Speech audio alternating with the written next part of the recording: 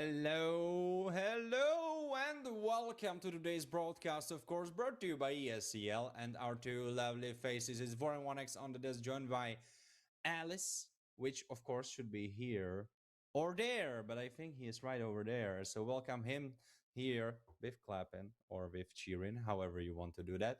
But we also welcome you, especially our dear viewers, because we, of course, are making this show just for you. So we are super happy that you decided to join us just this lovely afternoon, where we will be having quite a lot of fighting, clutching, Uh, killing, surviving, Everything. everything. Yeah, it's a full menu. It's like Swedish tables. You can take whatever you want. So I think there will be plenty of everything for everyone. Of course, it's the female Pro League Season 2 Emerald Diva. I don't know if I said that already, but I know what I didn't say, and that is. If you want to support this lovely project, of course, drop a like, drop a subscribe if you didn't already, and let's talk about the schedule. Alice, would you have the pleasure?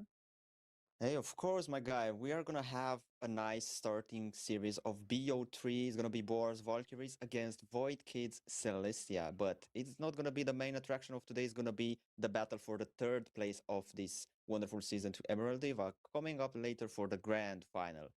The main dish, as Warren was mentioning earlier, and it's gonna be a BO5 between Falcons Vega and Food Esports. It's gonna be the deciding BO5 to see who's gonna be the grand final winner of this tournament. Oh, yeah. And it's, well, we will get to that. Right now, let's talk Void Kids Celestia. Of course, they are under a different name. We know they will be traveling already to the MWI because they earned that. But the roster is Saru, Electa, Yui, Neferia, and Yennefer on Rome. She got subbed in because we were just talking about this recently with Alice, that she's on the sub position. Because for the longest time, I thought she isn't the sub. I thought she just got swapped in. But she is the sub, and every team needs their sub. And right now, she'll be stepping in. Let's talk Boris Valkyries. Alice, would you have the pleasure? Of course, my guy, we're having Ayushi, Meore, Lunaris Lover, Supra, and Kitoni, as we are already seeing these lovely ladies so far, and the entirety Alice. of the tournament. Yes, bro. Alice, where Yes. is Celia? She's been playing for Boris Valkyries. What happened? Where is she? Maybe there's something else prepared for tonight. Maybe they don't need her for tonight, BO3. Maybe they need something else. And Well, something else that definitely should be in looks this like it. form. Yeah, Uh, yeah. yeah, that definitely looks like it. I think, like let's see, let's see how well it's gonna work out. Of course, you still have the superb mid lane in the form of Lunar Slavers. So, wait, what is Supra showing to us? Is it a new card? Is it a new skin? What did she get? What I don't know. what is it? It's like What it, she won a skin in a game or something like that. Maybe. what is it? It's What is it? Now I want to know what it is. Guys, hey, guys, can someone type it in the chat? I have no idea because it was so wobbly and it was like so so shiny. I have no clue what it was. bro, whatever Do it was, I'm sure she was happy, man. yeah, for sure. But like, is it a new plushie? Is it a new skin? Is it like a new phone? Is it like a like what it is?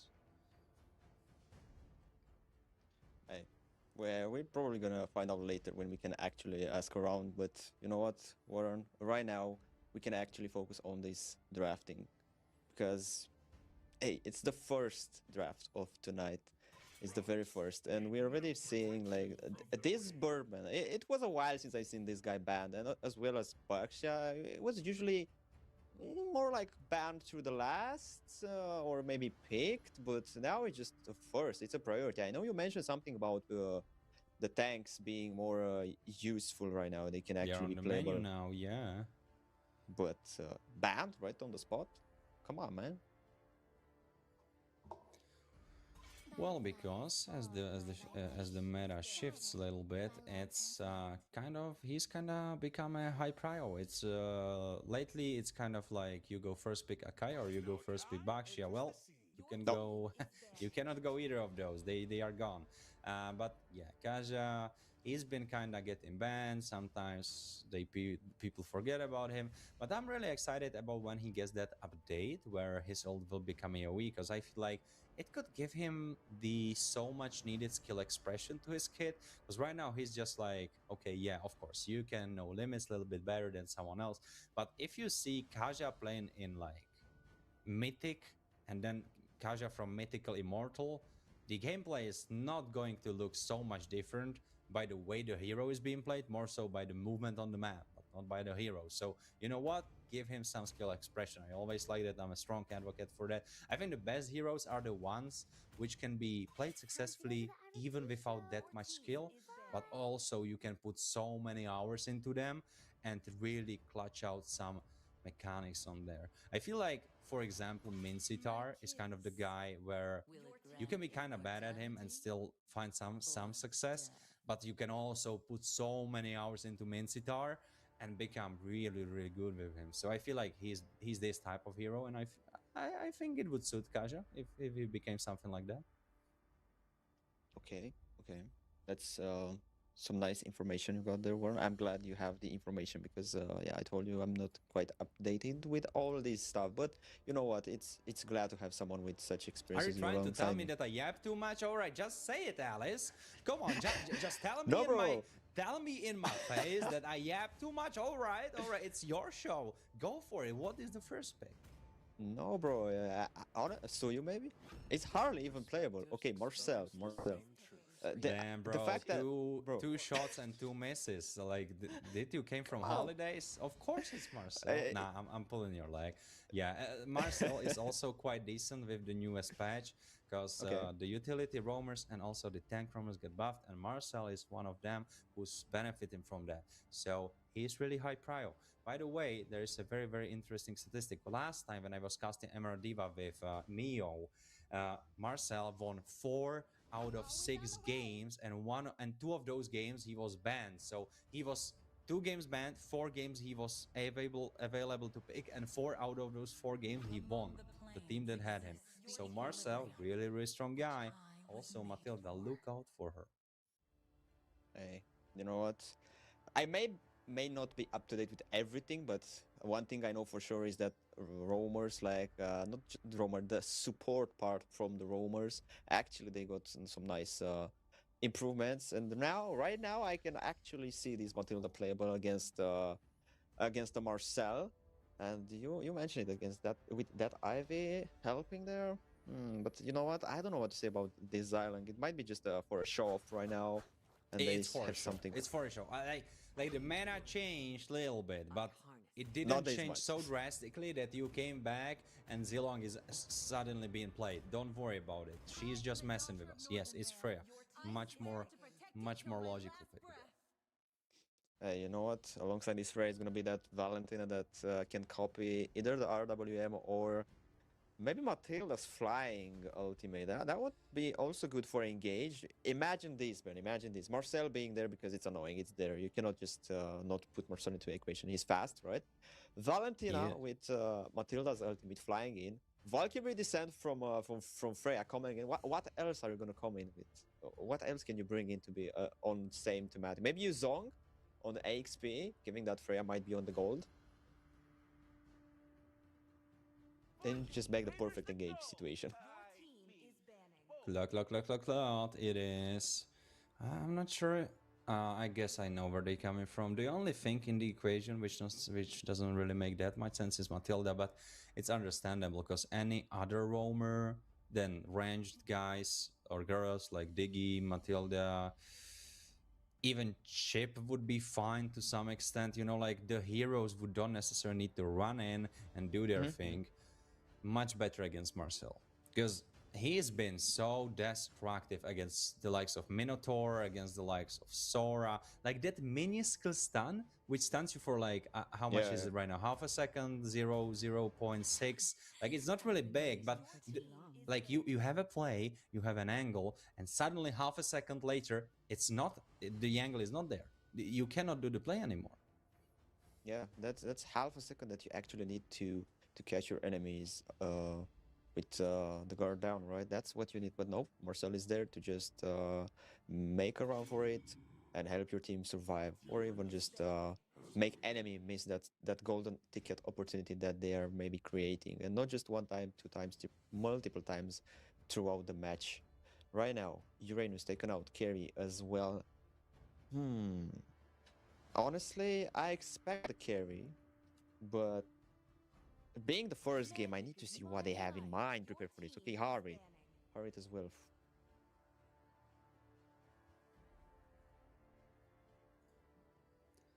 A red being banned. What do they go for now? Uranus, yeah, that's a tank. That's a tank that you need to take into the equation. He would also really beef up the comp of Boris Valkyries, so it makes sense. Yes, Favos is another one of those. But what I feel like they could really go for, ooh, Balmont? I mean, I like it. I think I really like it. Balmont has been recently really buffed. I quite like it. Teams started picking it up. I'm a really big fan. I'm not really, yeah. I wouldn't really be a big fan of Yasin Chin, but Balmont, that's a guy I can really step behind. Yeah, I saw that at some point Meore was showing that Joy. I don't think you want to play Joy into Marcel. That's just too much to do. I mean, you need to prepare everything before appearing into a fight, or maybe stay hidden enough from the Marcel, because he can just disrupt your every plan, your every tentative of just coming in and kill somebody. On the other hand, Leslie, I quite see Leslie played a lot lately. I know it's a good hero for the late, maybe let's say mid to late, but still building those items for her is just take too much time, and not just time but money as well. You know, that gold needs to stack up a lot. And Fredrin in the jungle alongside those dive heroes, I think it's understandable to play Fredrin into Balmont. An assassin might be too tricky, you know, from my perspective at this point. Well, we have Nefarious Leslie. And what we know about Nefarious Leslie is that she's quite good with that hero. She... How many games does she have? Was it like 1,200? Was it even more? I lost the count, but I know it's over 1,000 for sure. And if you put any person on a hero and you force them to play 1,000 games, they will probably become really good at it. But then you need to also add up the fact that Neferia is exceptional player. So those 1,000 games, she's going to be a menace. You will definitely need to make sure that she is not having a good time, because if she will, she's gonna shred you apart. There's really nothing stopping her. No one can really reach her. The only tools you have at your disposal is just the cloth. It's literally the cloth. And okay, Matilda can pull someone through there, maybe get Balmont on her face. All right, yeah, Matilda can help out, but if Claude is behind, even the Balmont is not gonna carry it.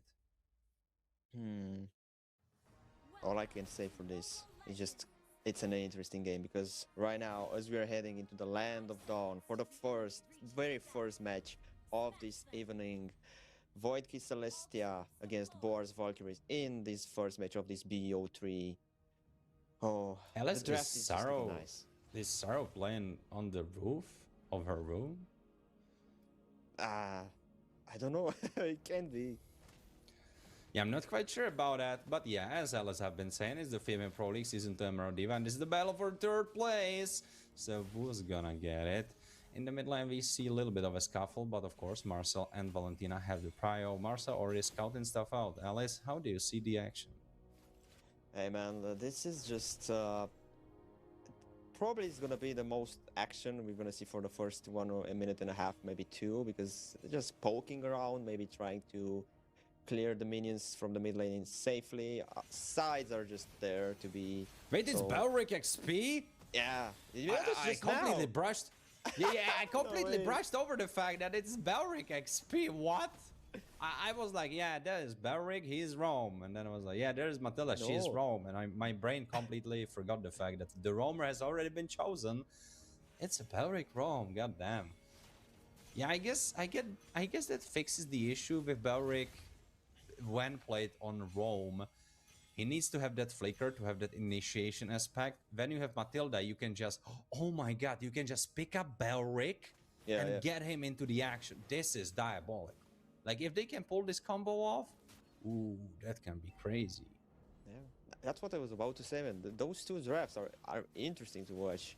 They're kind of same but opposite in a way, because one is very good for engaging, the other one is very good for disengaging. Both of them are good late, but it's just, as I mentioned, in the first 2 minutes, not gonna be too much to watch. This turtle is gonna be something to surely go on. I mean, for sure. And talking about going on, look at Valkyrie's descent. She's already in a thick of it between 4 members already. RWM, Hope being stolen away. It's 2 RWMs. The first blood goes into the hands of Voidkid, Celestia, Omi, Aura getting killed as well. And there's a Terrify into a ton. And I don't think you can move, lady. You can flicker, but you cannot hide. There is the finisher. Double kill for Lishi as she walks away. And this is 1,500 for Voidkid, Celestia. And people were saying too many swaps in the team, but look at them now go. Hey, definitely looking like they've been training since the last loss of the series they had, and so far they actually go 3 kills ahead. And with those 3 kills, they actually managed to get 3 minutes in the game, 2k goal lead. That's very huge for the 3 minutes mark, and they can actually have a lot of an advantage in the future fights, even if it's gonna be an invade, even if it's gonna be a gank to some of the side lanes, or even if they're just gonna wait for the next turtle coming in. Yeah, it's gonna be like 80 seconds or more, but still, look at the damage.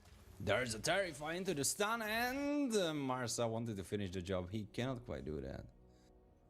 Hey, I know there's a Matilda, I know you have the escape route, but still, that was dangerously close for Valentina to just burst down Ivy like that, man. And she will keep doing that. Because she's 2-0-2. Oh, Belric. And this is the scary part. Because, yes, you can put him on the lane, but he's a really bad laner.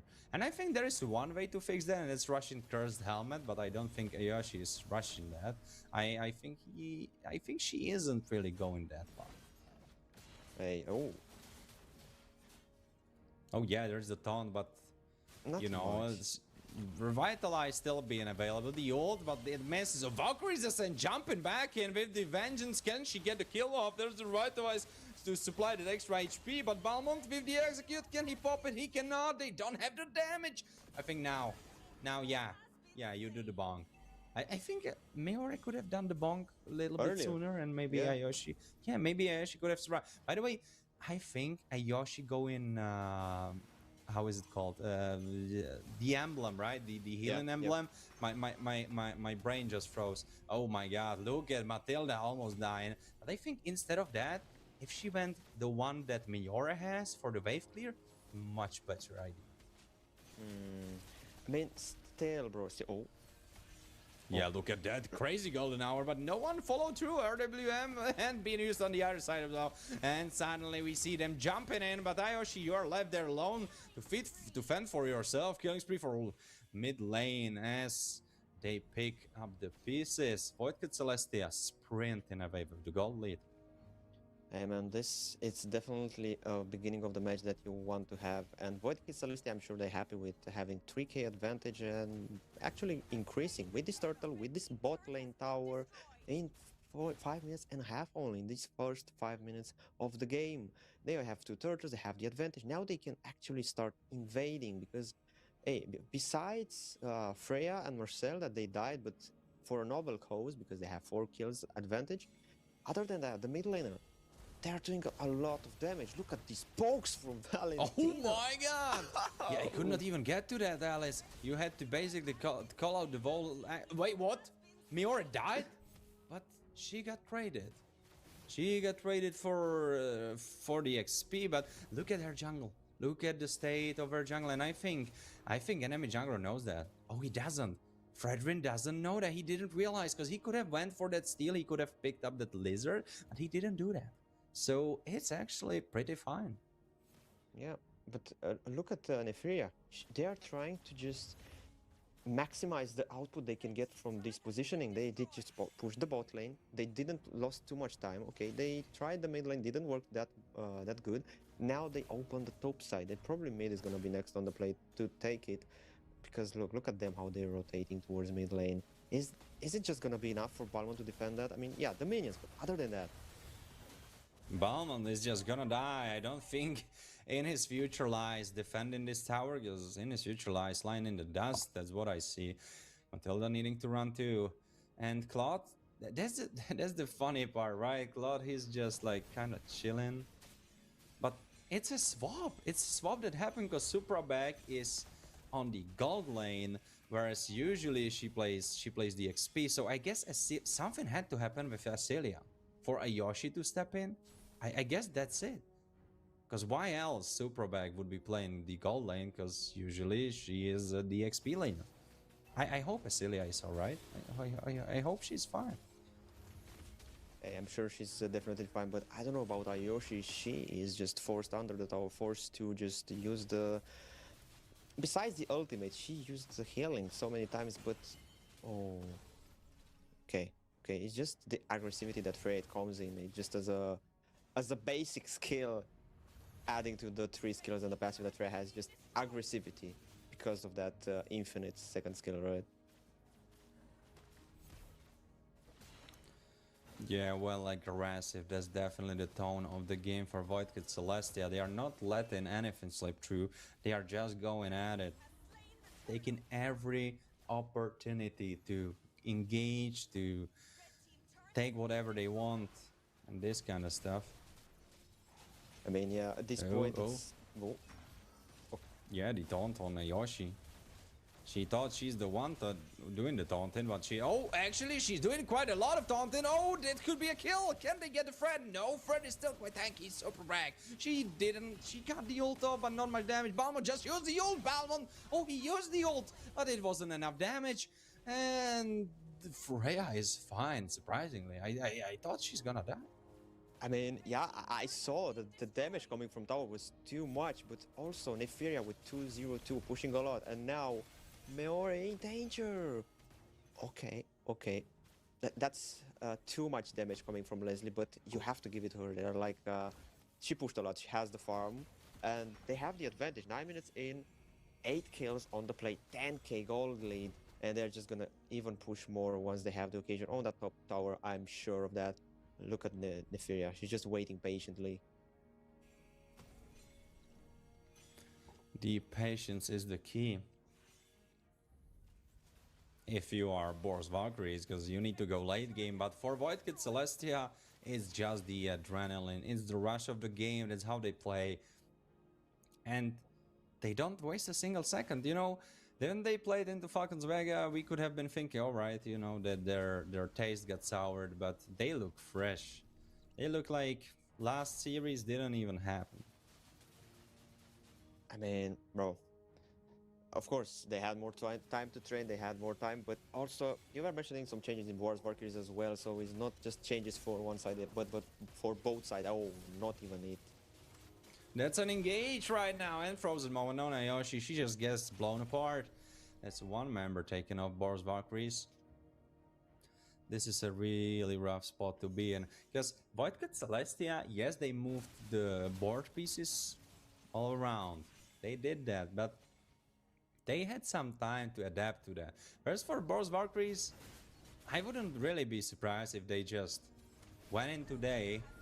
Unfortunately, Celia couldn't go, you know, couldn't play with them today, and they are left with in this state. That's really unfortunate for them, and unfortunately, it's quite a lot of unfortunately words being thrown around, but I don't have any other way to phrase it. Void Kid Celestia is not a team you can play into when you are not at your full strength. Even at full strength, it would be a really tough battle, but when not at full strength, ooh, it just might be an execution. Yeah, and you know, all talk aside, I just want to highlight how Meore, she was just casually making the Void Kid jungle, and she keeps staying there while the Lord is sieging down the mid lane. Yeah, I think I wouldn't really hold grudge to her, because, you know, this game is kind of over. There's not really much she can do. And she's trying to buy the most time she can. She's trying to recall, actually. Maybe she's in time. Yes, she's here. Can they get the kills? Yes, they got one. They get two. Can they get more? Base Crystal on half HP. Balmont can use ult. Yes, he do. Oh my god, it's a cleanup. Can they? No, they cannot. But it was so crazily close. Oh my god. When I saw Balmont on the bot lane, I was like, alright, he's not making it back. But he didn't just make it back. He also almost saved the base crystal. Wow, Alice. What a crazy end to quite dominated game by one side, but in the end, ooh, really close to coming back. Hey man, that was close for me. I wouldn't have expected to just come back in the base, kill Freya, kill two more, I guess, from that ultimate, that bonk ultimate. That was insanely there. And not just that, but okay, I think that maybe at some point she was like, okay, let me push, let me drag some attention towards me. But that type of attention or distraction didn't work for or against Void Kid Celestia because that's they have too much experience. So they knew we are just gonna make the final push here, right? We're just gonna push with the Lord, with the minions, and that's it, you know? That's it. You just end the game. And not gonna lie, that was a hell of a fast game for the first of this BO3 series. But now that Void Celestia got the momentum, Boar's Valkyries, they know what's gonna happen, what they have in front of them. They know how to prepare better for this next match. Yeah, they have a little bit more data, but I would really like to add some butter on the toast, but I feel like this toast is without the butter, because this is such a hard spot to be in. I mentioned that before. This is not a team you play into when you are weakened. This is not a team you play into when you are unprepared. And they are both of those things, unprepared and weakened.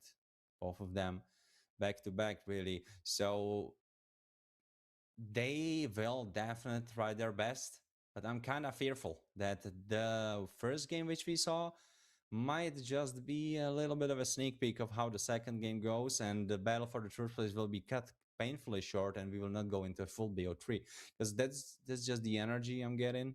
Because of course it's super hard to get swapped into a different lane, and even though we saw, like for example, Boars Gaming do it, their male roster, the difference is that when they do it against a team where the skill gap between them and the other team is big and it's in the favor of them. Right now, you are doing it into a team which, all right, let's not say it's that gigantic, right? But the problem is that it is there and it's not in your favor.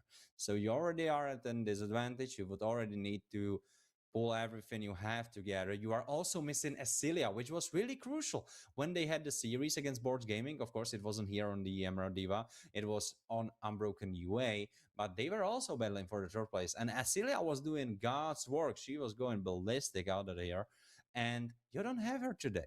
And also you have Supra, which is another of your really decent players, which can make game-winning plays. And you have her off the roll. You have her on the goal line. That's really rough. So really tough spot to be in. But well, what else can they do than to try their best? And let's see if it will be a tougher battle for GK Esports, or if they will all dominate again, even from the red side.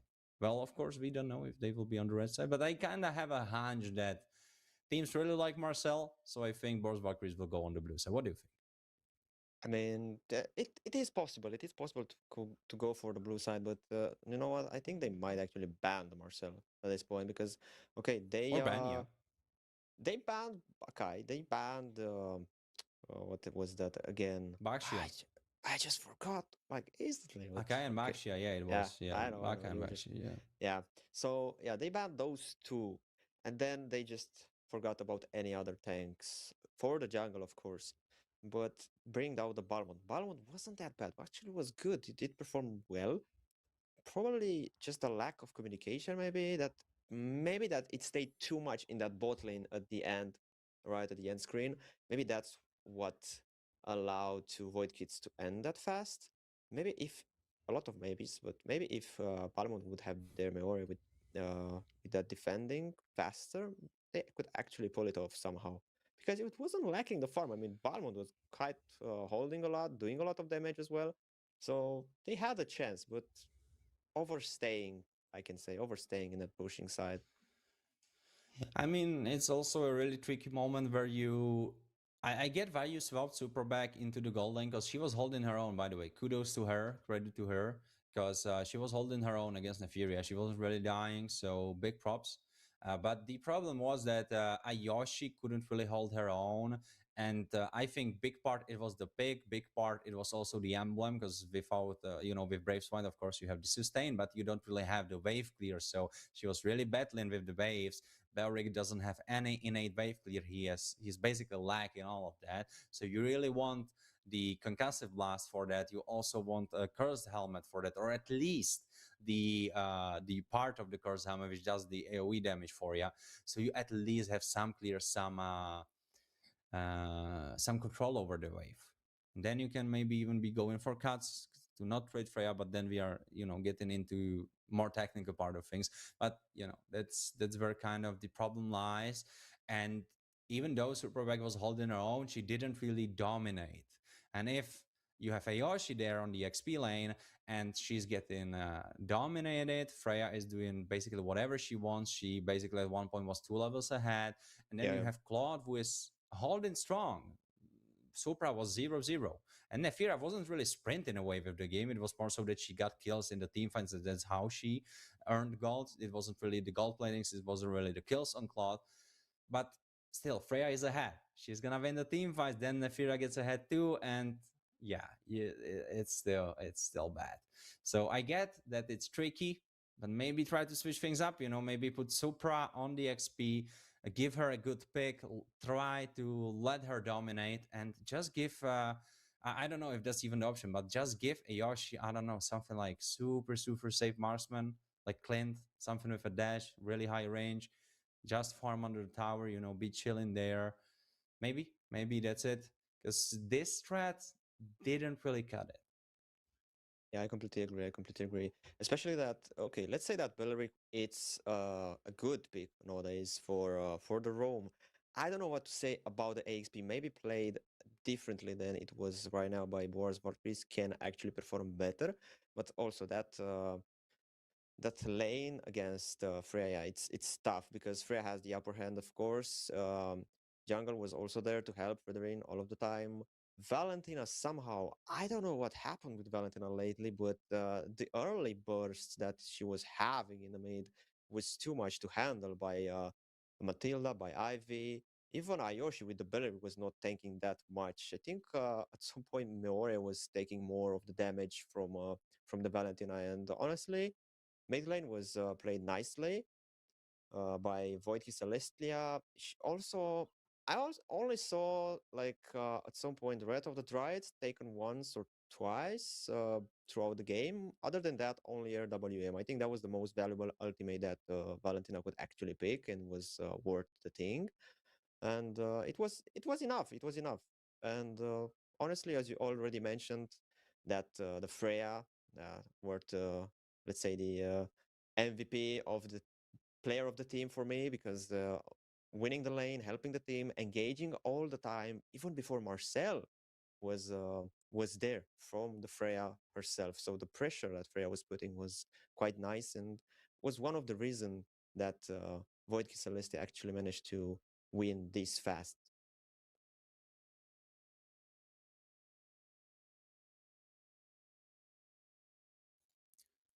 Yeah, yeah. I think we agree in basically all of the points because there is not really many different ways to look at that because the problems were kind of visible to probably everyone.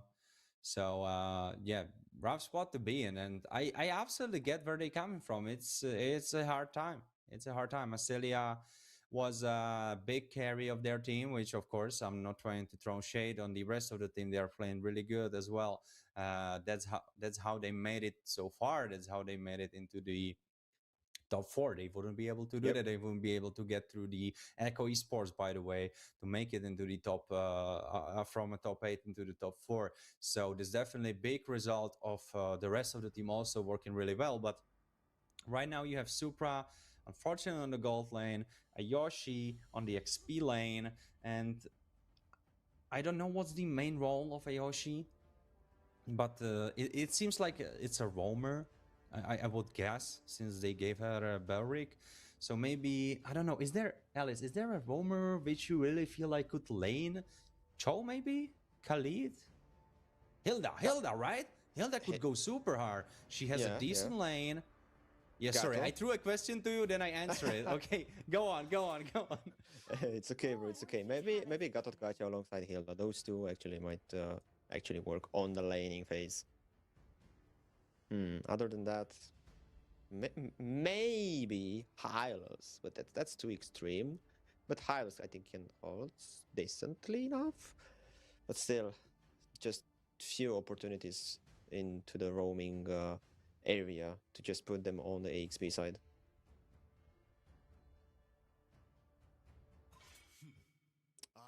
Oh, The bird man, the chicken yeah. man. Chicken He's man. gone. I mean, look at his legs. Honestly, look at his vol build. It seems like, you know, some people skip leg day, some people skip like, okay, I think no people skip arms day, but he's definitely skipping leg day and he's definitely skipping arms day as well. Because look at, I think Kaja might be really close to your own build, Alice, you know, like as MLB Big Heroes goes. I don't know if you're praising me or you're just making fun of me. Nah, I'm kidding, of course. I'm kidding, of course. Like in my so I can throw some fire back at myself. In my current state, I think that the closest to me would be Grog. Sorry, not Grog. Franco. I think I'm the closest to Franco with my current build, so I throw some flame my way as well. Okay, okay. But you know what? This game, different from the last game, I'm not seeing Baxia banned, I'm not seeing Akai banned, I'm seeing Kaja as well as Zuxin that they were banned also. But now we see Guinevere, Paquito, and Fovius. I don't know. And First pick Marcel a as guy. well. You have to. Yeah. But No. okay. Nah, that's a mess. Yeah, They're they messing with. messing with her. Yeah. Oh wait. You know what? Maybe I'm more like an Akai kind of build guy, you know? Maybe I'm not like Franco. Now you're far from both of them, man. I know you want to be the little Kung Fu Panda thingy, right? But no, I'm not gonna let you just dip in this one. You're Alright, not... stop glazing me, okay? Relax, Alice, relax. We have to glaze the ladies, okay? So let's look at their gameplay. Of course, man, of course. Yeah, I wonder if...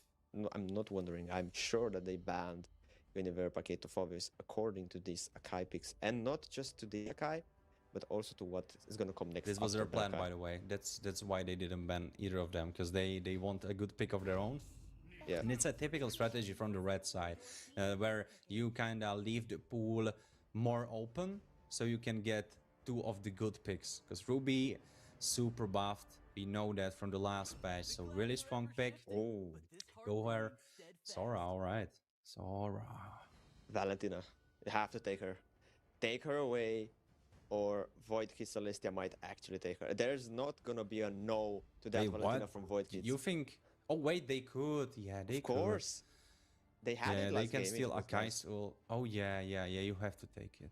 You have... Yeah, you have a sharp eye. Eagle eye. No. What? That's a blunder. I don't like it. I think this is such a blunder. It's so easy. Yes, of course. This looks like a elementary school mistake. What are they doing? I mean, okay, I get the point. You need something to break through Baxia and Ruby's HP, healing everything, right? So you need a carry. But you're just leaving Valentina to the hands of Void Kids Celestia after what they were doing with her in the mid lane, harassing Matilda and Ivy, and then just the rest of the team. And now you just give them a possibility to have again Valentina, but right now into Sora and Akai, when they have already Baxia and Ruby, the possibilities for engages, for stuns, for setups are way more now for Void Kids Celestia than they were in the last match. Yup, absolutely. I mean, It was a tricky situation, okay? I think I spoke too soon with saying it's an elementary school mistake, because I agree. You need something to get through the tanks, but the thing is, you could have went Moscow, you could have went Curry, which you went. You could have went even Claude, because he can really easily rush DHS, which is really decent. You could have went, honestly, even the new Irithel with the crit build, of course, even before she was using the crit build, but with the new Berserker's Fury, she's quite adept at dealing with tanks, because I don't know if you know the exact numbers, but in the late game, she's able to do like 70, 80 true damage on every auto with the Berserker's Fury, and she has a decent attack speed. So you are chomping through that. You will also have a malefic gun probably on you, so you also have a penetration on top of it. So even the normal autos are doing a decent enough damage. So I really feel like carry is not the only way to deal with the tanks. Ooh, is it going to be a saber? I don't think so, right? They just mess it with Vasilis. If that somehow is gonna be a saber, that would be interesting, because then Carry would be forced to play with, let's say maybe both Purify and Wind of Nature. But okay, the old good strat, man, the old good strat with Estes and Baxia or Fredrin or Akai or whatever tank jungler you have. No, I don't think this is the move. You need Kimi. I don't think this is the move. I feel like they will not have the damage to kill anyone, really. Because if Estes will not be stunned, the front line is not dying at all. No. Go Hilda. Go Hilda. You need more damage. I don't think Kufra is the play. You need more damage. Ladies, you need more damage. Don't do it. No, this is going from... Atlas? Atlas could be good. No. It's going from worse to even worse than this. You know why? From bad to worse. I don't like because look at this. Kufra, okay, as a Valentina, you need to somehow like engage and stun, but the stun area is not as big for Valentina as it is copying Kufra as it is for copying Atlas. So at this point, I think Kufra is better of a choice here. And yeah, because of yeah, you're right. Yeah, they needed to think also about that. Well, the drafts are drafted, and the way I see it, if Boros Valkyries are able, okay, let's say it like that. If Boros Valkyries are able to get ahead in the early game in these skirmishes, in the 2v2s, 3v3s, before the team fights, and then they just keep the pace up, they have like at least a 1,000 to 2,000 goal lead, and they just keep on going through the game, I think that's how they win. If they are not able to do that, I'm really fearful for them. Because in the late game, yes, it's Carry's time to shine. But look at what they have on the other side. It's Lila, and she has a range from Georgia to Cambodia or something like that. So she basically is gonna hit for you from a mile away. You cannot even touch her. Right now is the Female Pro League Season 2 Emerald Diva, Vorin1x and Alice on the desk. This is Boros Valkyries against Void Kids Celeste, aka GK Sports, which already made it to the MWI. So really spicy match. Can Boros Valkyries clutch it out and make it to their own match point? Or will they fall down? That's the question, Alice. There's a question that we just need to wait for the answer, because right now, in the first minute of the game, nothing much happening. They're just clearing the mid lane, poking the minions and themselves away, but nothing that much. It's just peaceful life. Also, I feel like Ayoshi is missing out big time on not going the Concussive Plus again. Oh, there might be a fight. Okay, look at this. This burst early game damage from Valentina. This is what I'm talking about. I mean, Zetian, the Queen of Phoenix. Look at, she's just forced to flicker early moments of the game. This is gonna be huge. A flicker unavailable for Lunaris in the first turtle fight is gonna be very important, because Void Kids Celeste, they can actually use this against them, and they can force a kill. If they can also take the turtle, would have been a great trade. Yes, they can, and also it's the fact that Zetian is not very good for those 2v2s. She's mostly being used for wave clear, and after she has like 3 items, then she's kind of decent-ish in the team fights. But other than that, she's not made for the early skirmishes. She's not like Eve, she's not like Valentina, so Lunaris Lover, she needs to keep to her own. And also the problem is that she has Kufra, and Kufra, he is not really helping much in those early skirmishes. You would need the likes of Khalid, the likes of Hilda, the likes of Paquito. There's a fight. Oh, that was a nice engage from Baxia. Keep taking out the shield from Zitian, allowing them to become closer. Ruby coming in. Oh, that was an insane flicker ultimate from Ruby. That was the perfect setup, but the damage was not there. Because it's still the 2 minutes in the game, they also burned out some flickers, some resources. Is it gonna be a turtle for Void Celestia? Is it there? And it's gonna be no Meori with the first turtle of the game. Fury of the Phoenix falling down in their heads, and somehow Ayoshi is just going back after this very nice fight, very good engage coming in these first 2 minutes and a half. A kill and a turtle on top of it. Boing, boing, boing. That's what Kufra's doing, but wait, they have a kill? Who did they kill? They killed Bro. Ruby. Yeah. How did I? I told you, damn. man. Bro. God damn. Wait, they have a gold lead. Yeah. All right, You know my brain is frozen. Bro.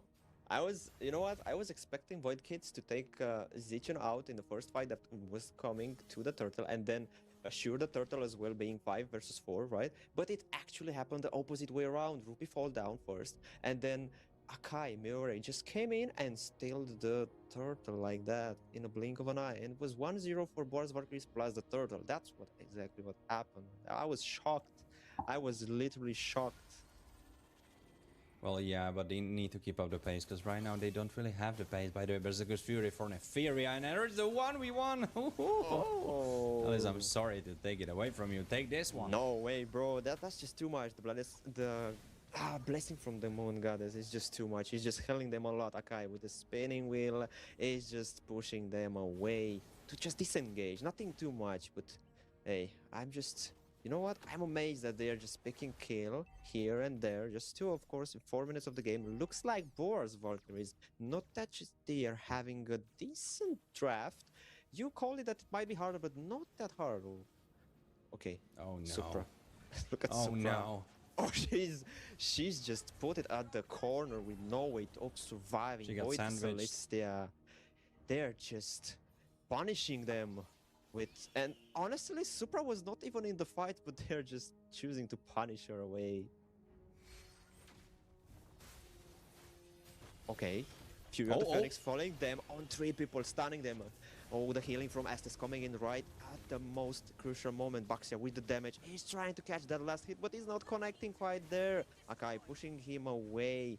And somehow they're still surviving after all that fight. They're still in the mid lane. It's like a brawl happening there. They're still there. Okay, Valentina with poking a bit, but other than that, they just successfully disengaged.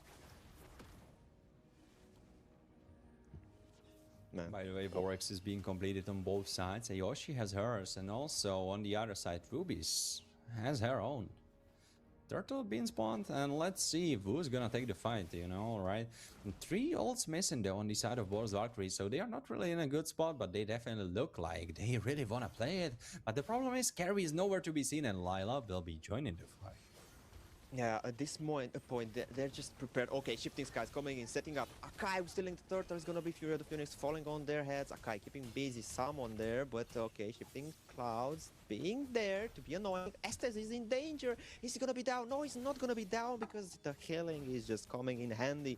Ayoshi running away solo. Thunderbolt secured by Kufra in this very interesting fight that it's not taking anyone down. Oh no! I'm just taking back my words. Ruby is punishing Sora in their very own jungle. I don't know how she found them. She found him and she caught him. The fight continues. And it's not gonna stop here. Lila is joining here, Carry as well, but it's gonna be a 4v5 and it's gonna be another kill into the hands of Baxia. This time Akai is being sent to the base. Meore is no more surviving these waves of damage coming from Voidkid's side in their own jungle. Oh yeah, they can't really do much. And that's the problem which I've been talking about. If they stay even, if they get a little bit ahead, that's fine. That's the right spot from which you can play from. But the problem is, you have carry, so you want to go late game. But on the other side, there's Neferia on Lila, and she's super late game as well. And also she has Yennefer, which is gonna be healing everyone, and also Neferia if she needs. Oh my God, the pull! That's a crazy setup from Kufra, but was not enough to save Carry in that fight. And Look at insane Supra! play. Look at Supra! She's like, what the heck What happened? happened? Bro, she was like, okay, it's gonna be our fight. I'm baiting. Okay, destructive rush from Layla trying to catch that double kill, but sadly it didn't connect to enough to damage. It connected, but not to kill them, sent to the base.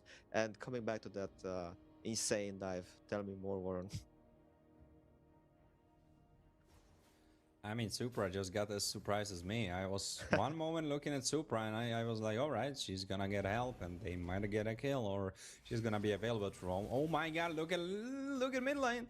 Ah, that was so close. That was so close. Valentina just that dash was right on spot. Okay, Akai coming in. Always gonna be a turtle for Neferia because Akai Memory was not on spot with the red tree. And now who's gonna fall down? It's gonna be Kufra sent to the base as a first kill in this fight. 8 minutes in. They're no more that aggressive. Okay, Bakshay is just waiting there. Zitian lost the passive right now and the mid tower. His very first tower into the mid lane. Looks like Void Celestia, they took what they needed and they're just going back. No, they are. They're going back to bullying them. Look at this.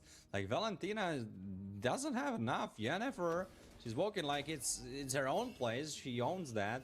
And honestly, she does. Right now, look at that. They don't really dare to fight them. They don't really dare to engage them because they know it would be bad. Golden Staff for Supra though. Is it gonna change something? Hey, I know that Golden Stuff is good. I'm sure it's gonna have the corruptors. Oh, never mind. That's gonna be an... Oh, that was just nasty.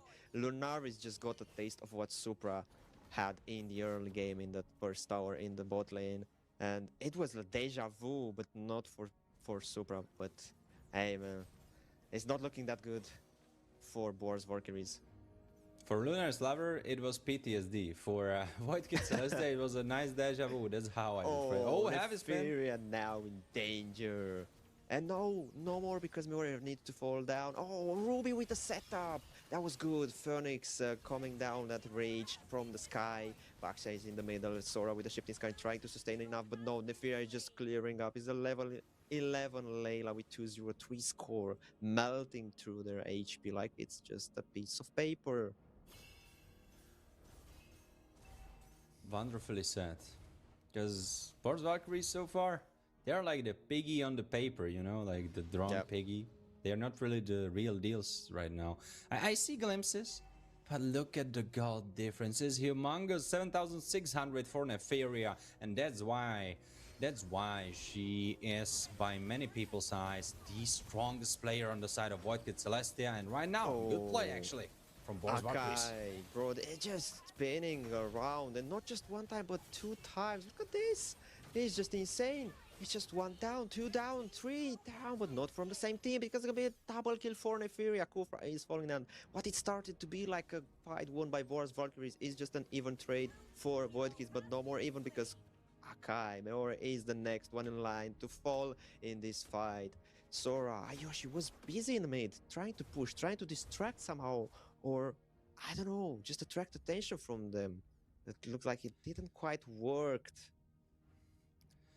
Yeah, it didn't quite work. The only way you can fight the team fights if you're Boar's Valkyries is definitely through killing Neferia or at least Yennefer. If you don't get rid of those two or either one of those, the fights are going to be super bad. Because if Yennefer is alive, she is healing everyone. If Neferia is alive, she's dealing damage and anyone else doesn't matter. Because at this point, Lila is probably sitting around 4 items because she should have around 9,000 gold. And she is such a big boss. Like, she's doing whatever she wants. Oh, well, as a Layla, of course, you just have the range, just use it, and you have your team. You have Akai to stay in front of you, have Ruby with the crazy setups, and you have Yennefer with the constant healing. That blessing of the Moon Goddess is just too much to have. Oh, what is this? Sora catched into that little blink of an eye, but not enough to send her to the base. It's just there. Look at Baksha just roaming around like that. I'm really surprised. I felt like Ayoshi could have taken it and also Kufra could have initiated upon it. I think it was a really good moment. But I guess they felt like it's not really the right spot. And also, if they lost out there, the base is gone. And you really need to defend the Lord right now and try to defend your base.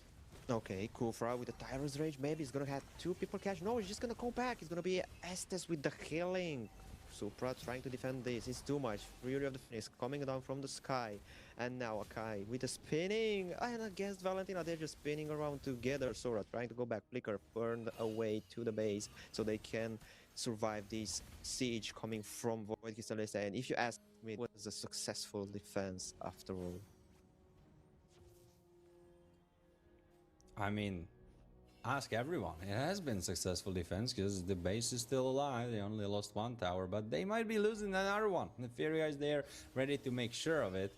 And the mid lane one, okay, mid lane one stands for now, but oh, holy crystal for Rihanna first, so she is going to have even more crazy heals. And so far, you were not really able to get through that, and still, she's going to be healing even more. By the way, a 40k gold, 41k to be exact, for Void Celestia, which is really important milestone because that means that most of their carry should be sitting around four items or maybe even five for Neferia because she's pretty far ahead. And she might be really soon finishing up her build, which of course also means one another important thing, and that is if Void Celestia cannot really close out the game in timely enough fashion, it will become harder and harder because even though I said their team beats in late game, if they cannot close it now or in the next 2 minutes, it's going to become more and more hard because the rest of Boss Valkyries are going to build their own items and they will have their own utility, their own core items being built up, and then it will become more and more tricky for the other side. Okay, I completely agree with you, but I have to side a bit out of this, what you're just saying, because, yeah, indeed, they're gonna complete the items, but you know what I have in mind right now? You're facing a Layla that it's defended by 4 players, so you need to somehow catch Neferia in a bad position so you can actually negate their coming damage, because if you take Neferia out, you can handle everything else. But other than that, that huge range from Neferia is just enough to keep Ayoshi flicker, Valkyries. that's the only way. Ayoshi needs to flicker and do the work. If she cannot do it, no one can do it.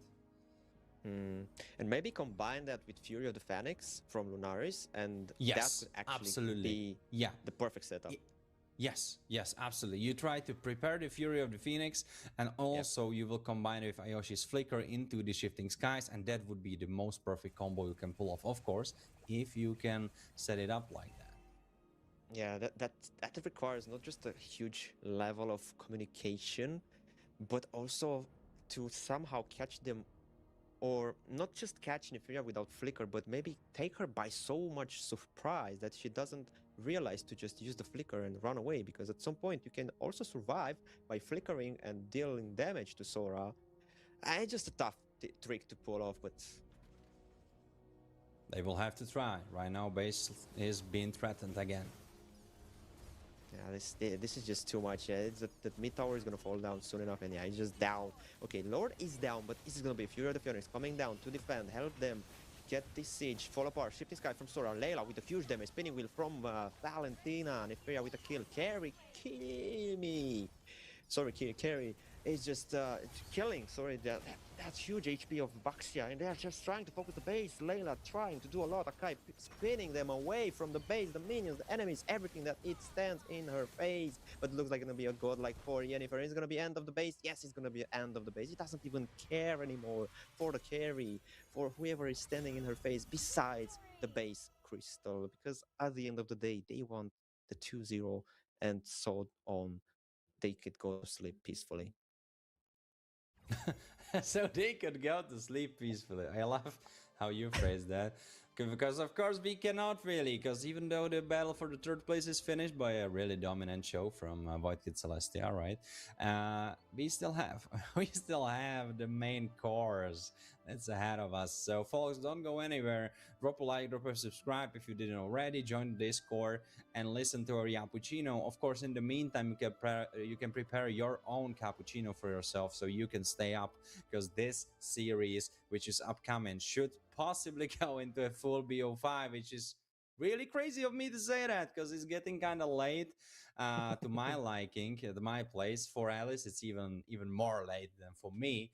But yeah, we hope you will enjoy the action. We hope you enjoyed the action so far.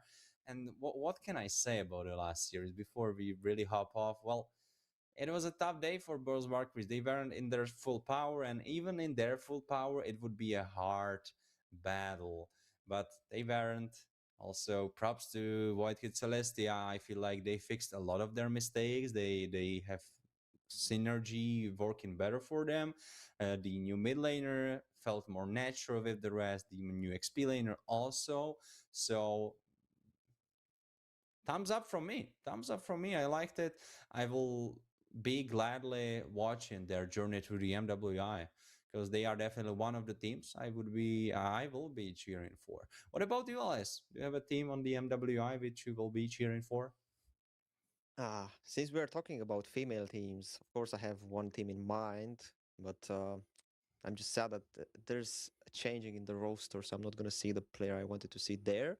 But it's just fine. I just hope, and I'm gonna root for them to win the final. Why not? I just want them to win the final. It's gonna be a huge spot for Europe to be on, right? A huge stadium full of people supporting Wait, and everyone, and just gonna. which team is that? You didn't say that at all. I'm not gonna mention it, bro. I'm not gonna mention it. It's You're gonna be a not gonna surprise. mention it. Oh my god, That, you're a bro, that mystery way, bro. man. That way, whichever team wins, I can say that's the team I was mentioning. Ah, that's how your predictions goes. I read you like a book. Well, anyways, let's see if our upcoming combatants can read each other like a book. But I don't really believe so because the upcoming combatants are really tough. Each to their own. Of course, one of them got directly invited to the season 2 of Emerald Diva. The first one, they dominated. They made their mark in the season 1 of Frozen Diva. So both of these teams really formidable.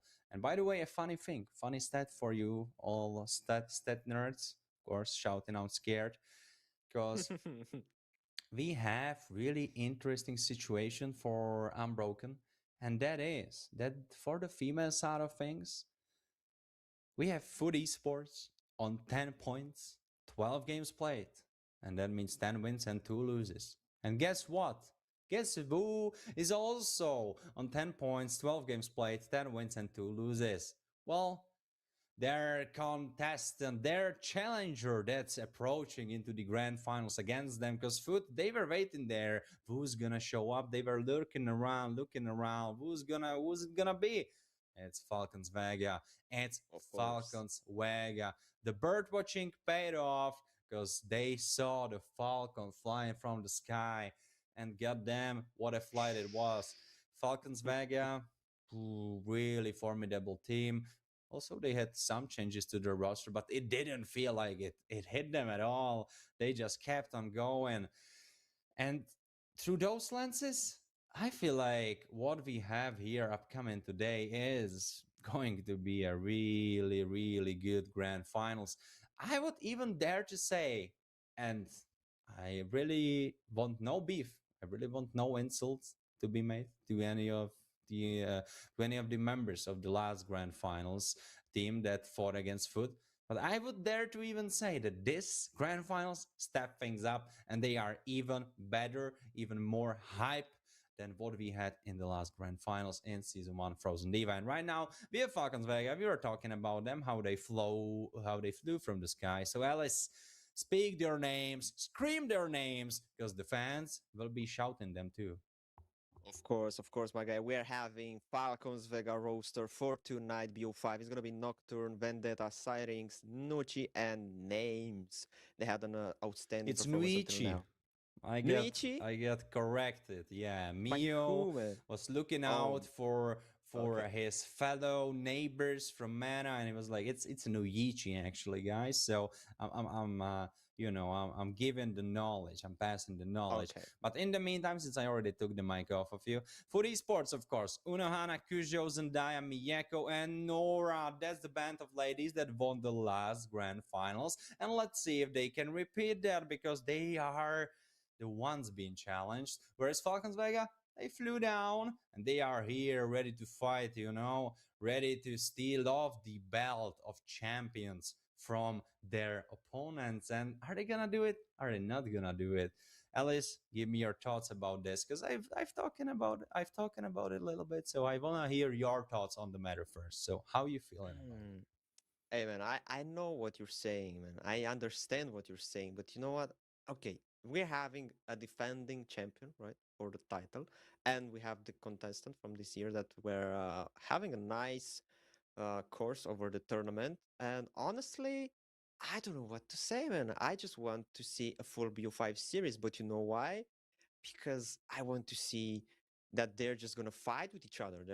Just gonna prove to us that they are both of them both of the teams here ready to win, and they're just going to prove us we are better. No, we are better. I want to see going head to head and show us that both of the teams are strong enough to compete here. And you know what? About this confrontation from here, it's going to be a little sneak peek from the Paris, don't you think? Yeah, I agree. I agree. You, of course, piggybacking a little bit off of me because I already mentioned that. I didn't. Oh, no. Of course, jokes aside, yeah, I agree. It's going to be a little bit of a sneak peek. Of course, we don't know if Falcons Vega are actually going to meet Food Esports because they could or they might not. Depends how the groups are made. Depends how how the matches are being done, like on the Rumble, and all that stuff.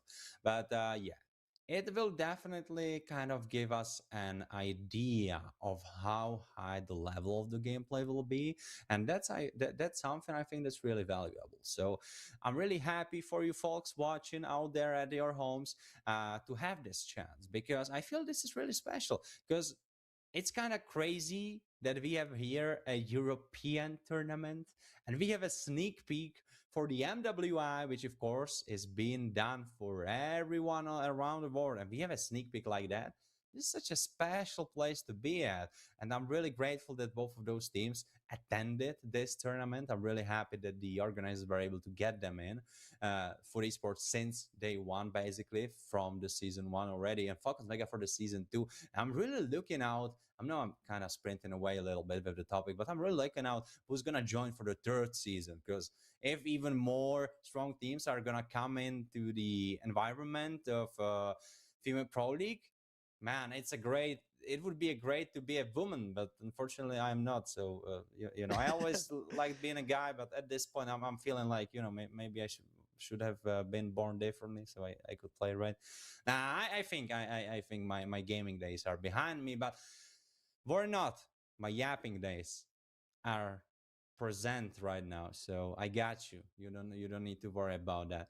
But on the topic of the match that's upcoming, of the series that's upcoming, I feel like Falcons Vega so far from what we saw from them have a little bit more of that edge. I don't know if it's necessarily the draft. I don't know like what it is, but they seem to have a little bit more of that edge than Food Sports.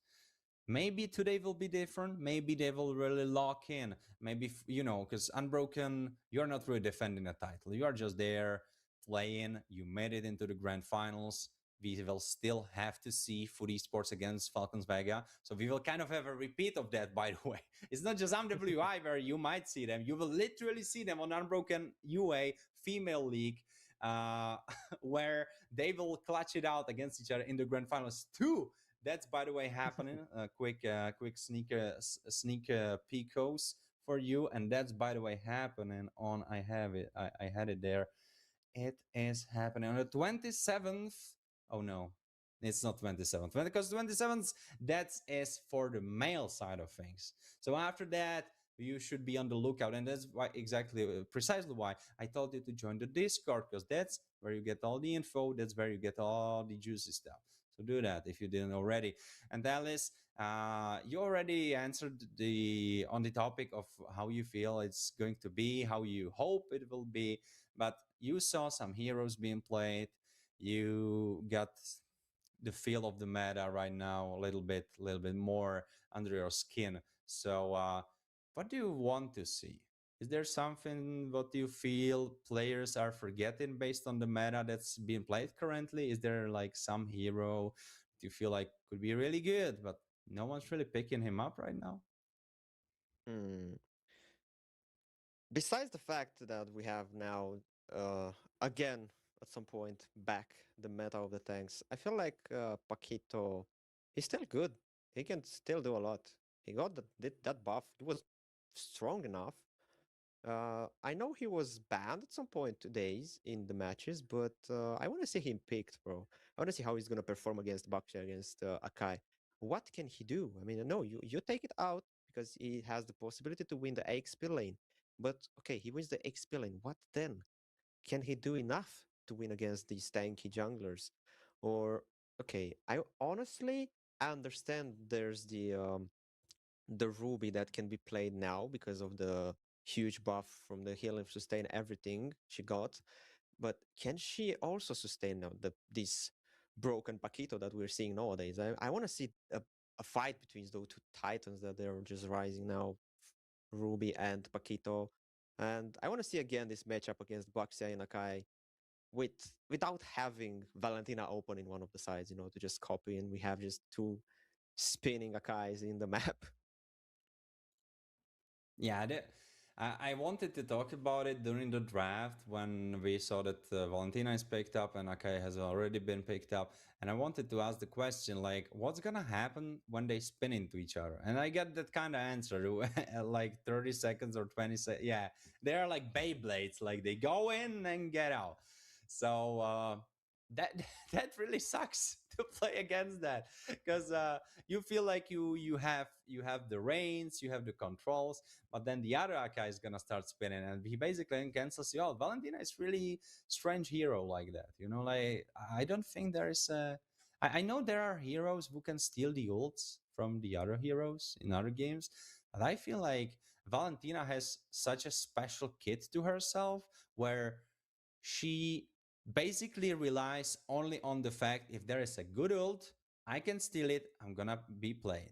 Whereas with other games where there are also heroes who can steal the ults, they are like very specific, where you cannot really play them any time you want to play them. With Valentina, you can just log her in because there is a Grok that you can steal the ult from. There is a Kai you can steal the ult from. There's a Sora you can steal the ult from.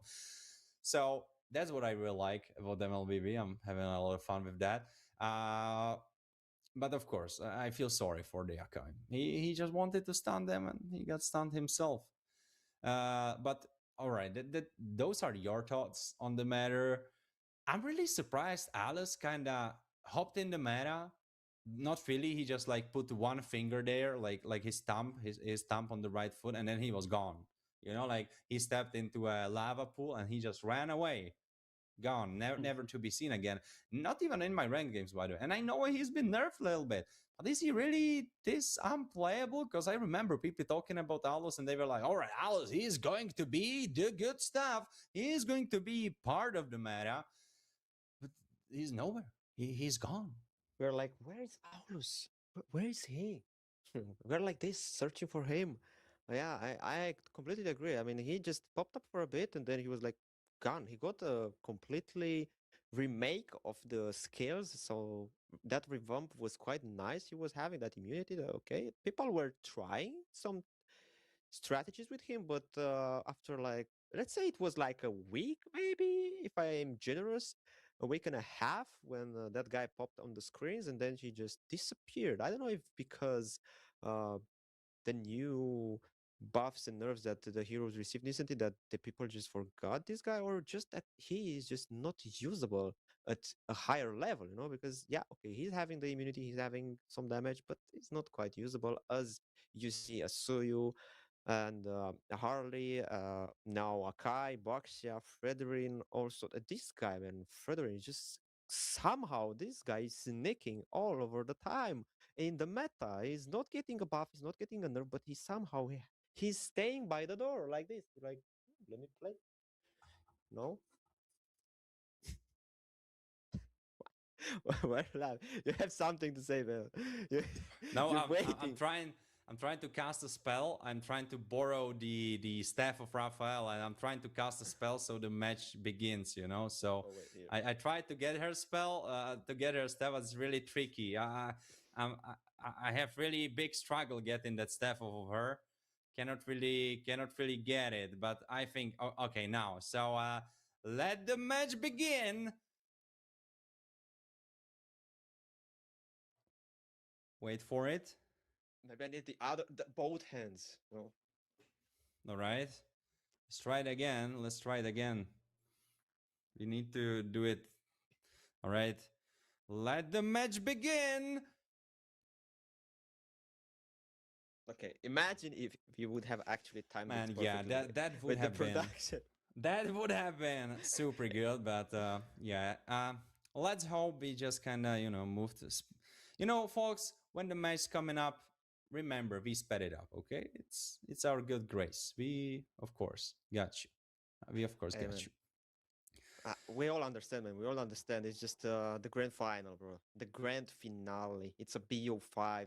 The teams are just getting ready. They are just discussing the last possible strategies: what to pick, what to ban, how to counter, how to recounter, what to leave open, what to just pick, and then give them not too much space to pick.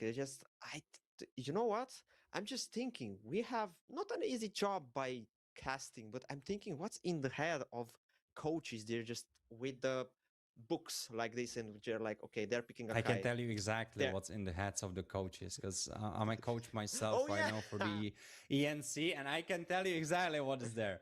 It basically goes like this: like tell me.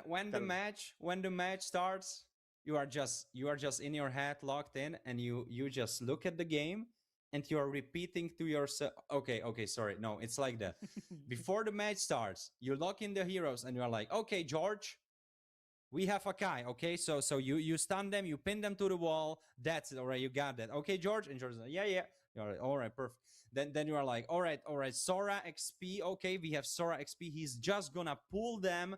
He's just gonna pull them to the Akai so he can stun them to the wall. Okay, so that's the plan Oh, really. We have Yeef on the mid lane, so Yeef's gonna use the box, so we have the kill box. And then we have Ixia on the gold, so she's gonna use it when Yeef is gonna use it. And everyone's like, yeah, all right, we got that, coach, we got that.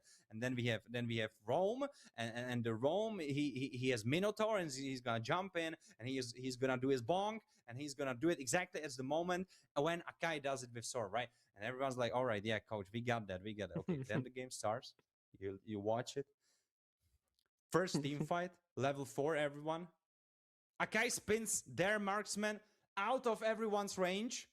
Yeef ults on the other side of the team fight, so she hits no one. She starts farming a purple buff. Minotaur jumps in the moment Sora is pulling someone through, so he knocks him from the pool. And then you are there as a coach, and you are just pulling your hair out, and you're like saying to yourself, like, what happened really? So yeah, basically why I'm bald is because I went coaching. So yeah, that's the story. But our spell worked, guys, because we have a match. We have a BO5, as we were talking about. Falcons Vega on the left side, Food Esports on the right side, Falcons Vega on the blue, Food Esports on the red, naturally. And Freya being banned, Harid being banned. Ooh, let's go. Hey, I'm not sure or certain how the game is gonna go by only those two bans so far. I don't know what it's in their mind, but I definitely know for sure that the girls have the cams open and they are very beautiful. They are very prepared to shine into the camera. And let's see if they're also very prepared to shine on the battlefield as well as on the camera. All right, Alice. Very sweet of you. Perspectives expose the same truth. Hey, you cannot pull this off with the boys. Like, they are prepared to shine on the camera, because it sounds weird for the boy to shine. Maybe to just flex their muscles, other than that.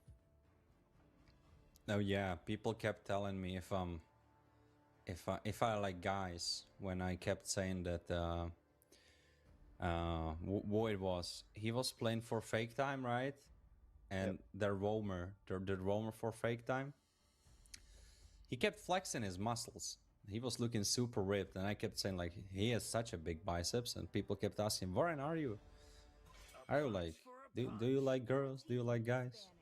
So yeah, I agree. I agree. It's a little bit more tricky. They don't really take it as a compliment. They take it as a threat. But you know what I take as a threat? People banning out Matilda and Marcel, because right now, what's the first pick going to be? And I think Akai would be a really strong contender. By the look of it, honestly, I don't know what you want to take.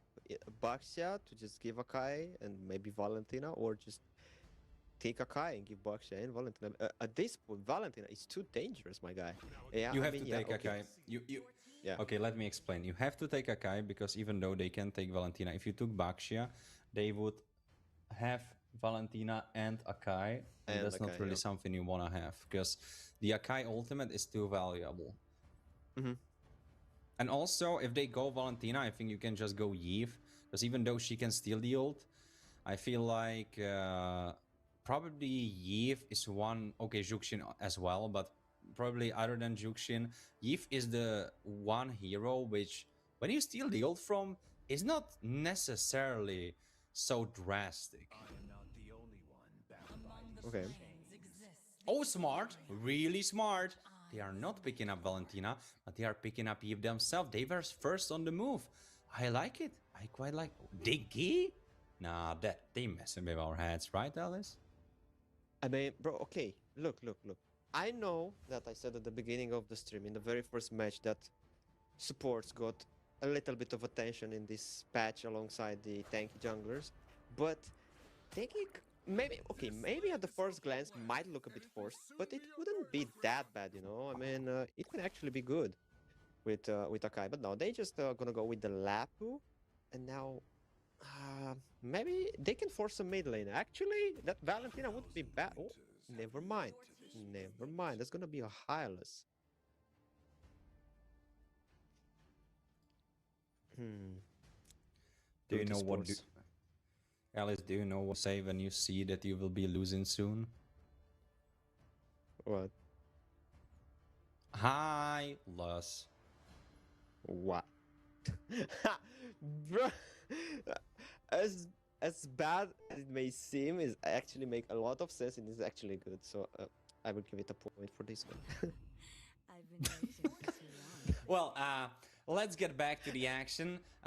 We have Carry, we have Favos, and with Freya being banned, I noticed, by the way, some of the teams really like to ban Freya when they want to go carry, because they really have a quite different opinion about this stuff. Because my opinion about it is that carry is the sole marksman which can really hold their own against Freya. A lot of the teams still treat it like, all right, Freya is a marksman killer. We don't really want that. We want to give the freest lane to carry we can. So let's ban Freya. Let's also now ban Clint. Maybe they are thinking about, no, Harriet is banned. So yeah, I think they will ban something else next. What do you think is going to come as a ban from the side of Falcon Vega? Hmm. Honestly, at this point, I don't know, bro. With this Clint ban, I'm just speechless. Yeah, I wouldn't have predicted a Hanzo ban. I mean, I know I just checked the semifinals matches, but I wouldn't have expected to see a Hanzo right now. I mean, isn't Bro, bro, isn't too much HP for Hanzo to go through with Akai, Lapu, Hylas? I mean, kind of, but at the same time, he deals high amount of percentage HP damage. And also the problem with Hanzo is that he's really good when you want to go in and have a really strong ult, which is kind of your plan. You have Bravest Fighter, which, okay, doesn't have the longest cooldown eventually, but Hylos, really high cooldown on the ult, Akai, really high cooldown on the ult too. So you you definitely don't want Hanzo being a part of the other team because he can just go in. You will have to ult because there's no other way. You cannot just stand there and let him smack you around, and then he's just gonna get out and he's gonna ult again.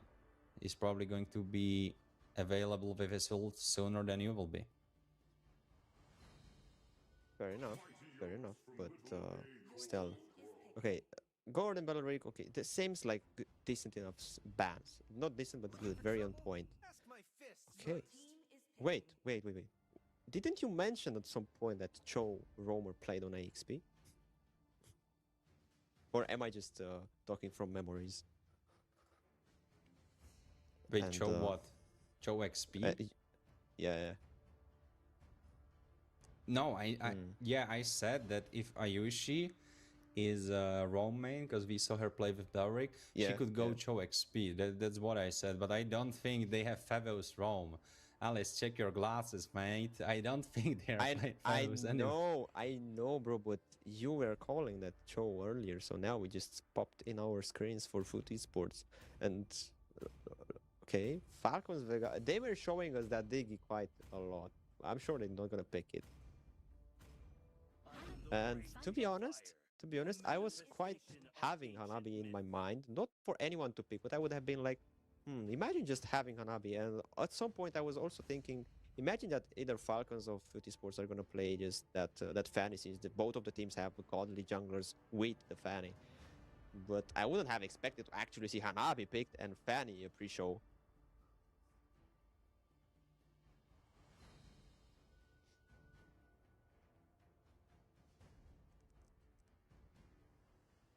Um, hey, there's no way Oh there's gonna be a Fanny no, pick. they let it Ha- slip to Kujo loves to play her Fanny, and she probably will have a chance in this match because she can be really decent into Valier. I think it's really tricky to use the Valier's searing torrent on to Fanny when she's just playing. Yeah, yeah, and you know I feel like it can be really okay. really good. And since Kujo is on Fanny, it's really hard for me to be on anyone's side because I would normally be on the side of Falcons Vega. We've just feeling like, all right, they you know, piggybacking off of what I said before, where they look, they have their stuff nailed down a little bit better.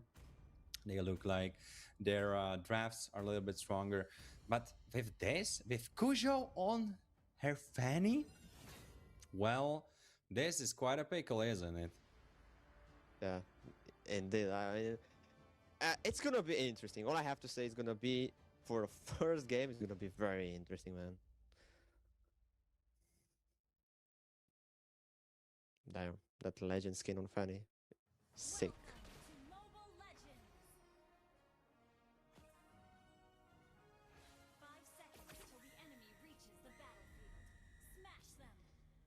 And right now we are we are in the first game. It's a BO5 Falcons Vega and Food Esports. This is where everything led to. Female Pro League Season 2 Emerald Diva 1-1x on the desk, joined with allies, and already we have a scuffle happening in the mid lane.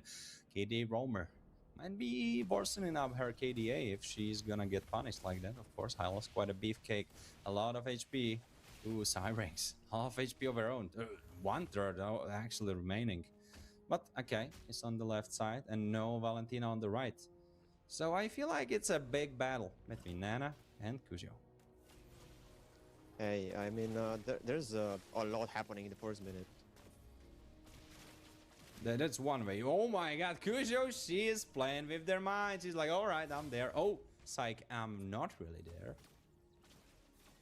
That was all I can say. That's unexpected engage from a Fanny player, because usually they just make level 2 after they take the blue buff and they just come straight for the invade to the red buff, right? So that's actually what they should do generally, and that's what she did as well, because she just came and also she took that little golem from the hands of Nana. So right now she's not gonna have that creep to level up, and we can see, maybe we can see a Kujo having level 5 way longer before Akai is gonna be. Nocturne, Syrinx, half HP, 1/3.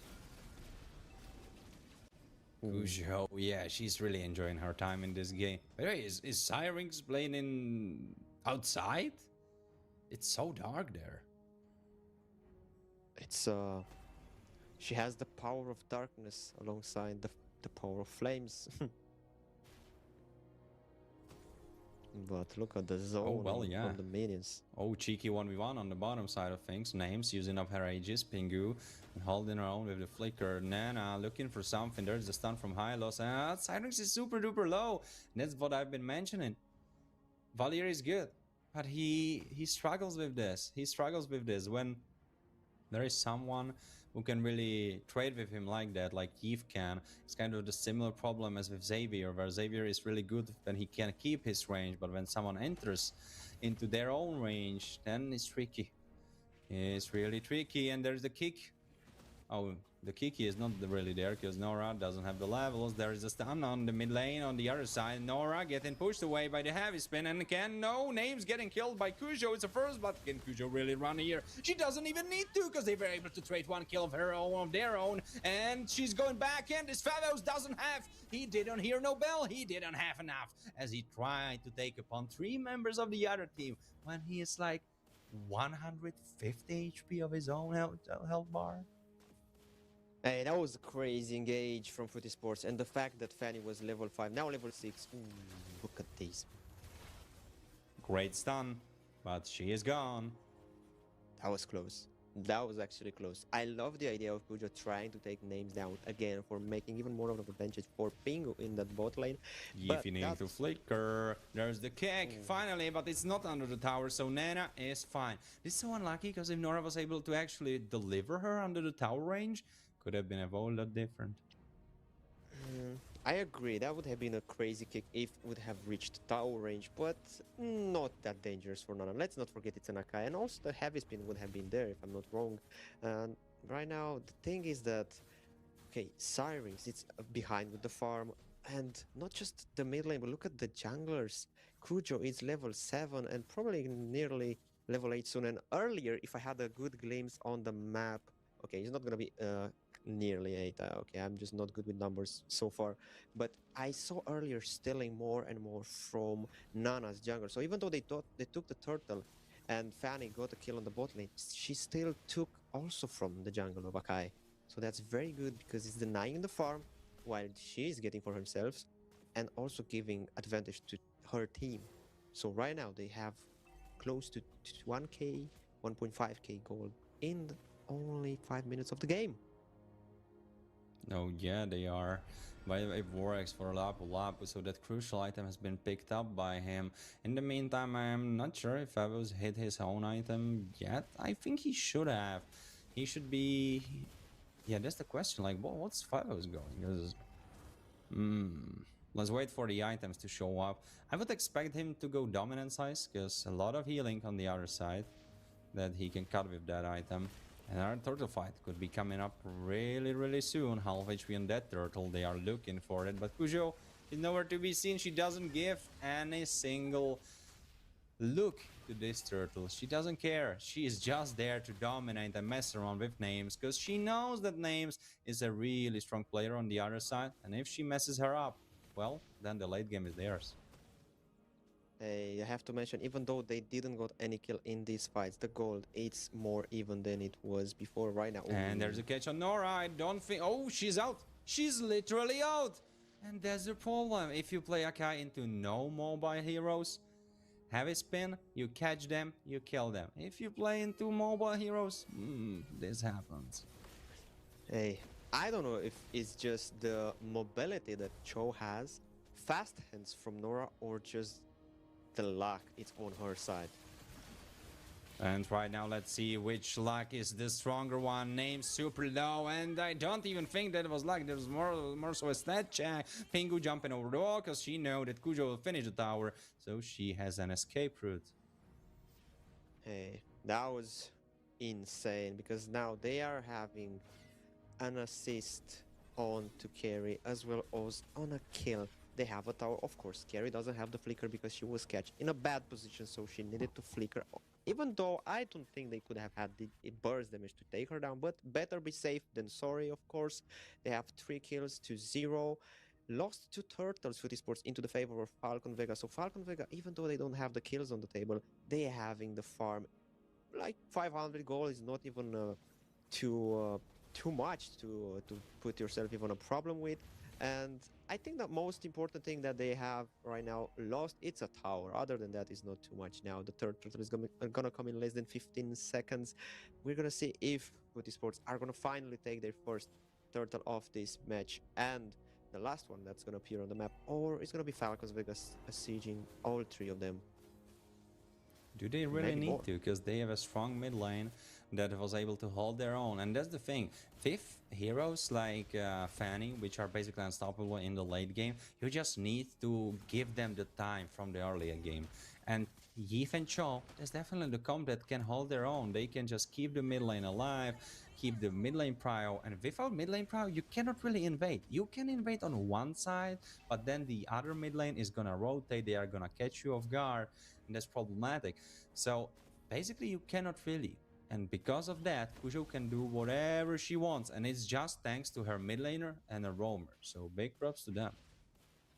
Hey, I just realized just now, maybe it's just me that is just slow thinking this everything that's happening so far in 8 minutes. Of course, I think is the most balanced match so far because only 3 kills on the map, not that huge advantage in the goals to any of the team side so far. Okay, that was a little bit of pokes coming in from Favius, from Hanabi, from Valir as well. Not oh wait, look at the bot side. Oh my god, she got 1v1 by Nana. She just pinned her to the wall and spinned until she got killed. There's the kick as an escape route for Nora, but Dan getting kind of blasted apart. And can she get the level up for the extra HP? She might jump back even.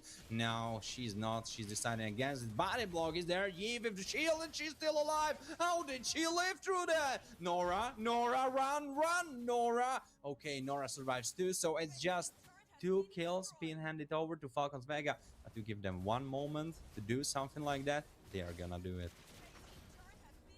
I was about to say that Falcons Vega didn't have the tower push, but both side was pushed mid side. That was the most important of them all. It's opened the mid, allowing you to move freely easier on the map. It's opened into the favor of Falcons Vega. And I wanted to say that Footy Sports so far, they had the kills, they didn't have the turtles on their side because they were also probably realizing that as a fan, you cannot go reckless into the hands of an Akai because that heavy spin would be dangerous, as it was earlier in the bot side when she was just catched near the wall into the tower. That's why Kujo just was annihilated by Nana on the bot side before the turtle came in. So bro, that was like, don't mess with Akai. That's the statement that Falcons Vega come in. And right now they might be messing with the wrong guy because they already started Turtle Nocturne going for the back line, and I don't think this Marksman in mid lane cannot really live because Marksman is still alive, ready to deliver a lot of justice. Kujo still in the way like a mad woman, and Pingu doesn't have the speed alive, he's no more. Then trying to tank it all up, trying to buy some time, and she's tanking it all up, but she's dead for that. Pingu, she didn't have the speed alive, so she couldn't really support her teammate. Kujo trying to clean out the bottom wave. But for these sports, not having a greatest time. They sold a lot, but the last couple of minutes, not really in their favor. Hey man, it was like, Nora came so nicely in that fight, but the problem is it didn't quite add it up because okay, they took the okay, oh, the bursts. What was that, my guy? What was that? It was an absolute blast. She got deleted out of this plane of existence. I think she got hit by Higginbana. So, I think that was it. Really problematic, of course. Because the only way they can really catch you is if they... Well, talking about catch, right now, look at Nocturne. She got one shot before she could even use her Bravest Fighter button. And this fight looks hella good for Pingu and the rest of the ladies from Footy Sports. Can they do more? I don't think they can right now. But Favos, he went a little bit too deep. Favos, get out. Get out, my man. This fight is over. And you don't want to be sticking around for longer. Hey, that was a good engage, good fight. Oh no. And it's slipping out of their hands. Kujo, you cannot really do that. If no one's really there, you are gonna get stunned up. You're not gonna be able to move. And by the way, this time, Searing Torrent from Siren, stopping KJ in her tracks, catching Kujo. Ooh. Look at this. Look at this. Oh, that was an insane possible starting of a fight. We've seen Carry popping up that ultimate, ready to go with the burst damage that Carry has at disposal, especially after 12 minutes of this game. 6-4, 10 kills only on the table in these nearly 13 minutes. The goal gap is indeed in the favor of Falcon Vega. They have 3k advantage. They used it so far nicely. They opened the map quite good. They just need to take the next door that's gonna come in less than 40 seconds, and from this they maybe can crack open more the map in their favor. Nora with a kick. Right now it's happening. A lot of damage being done, but Nora is getting handed her own type of damage into her face. Pingu running away again.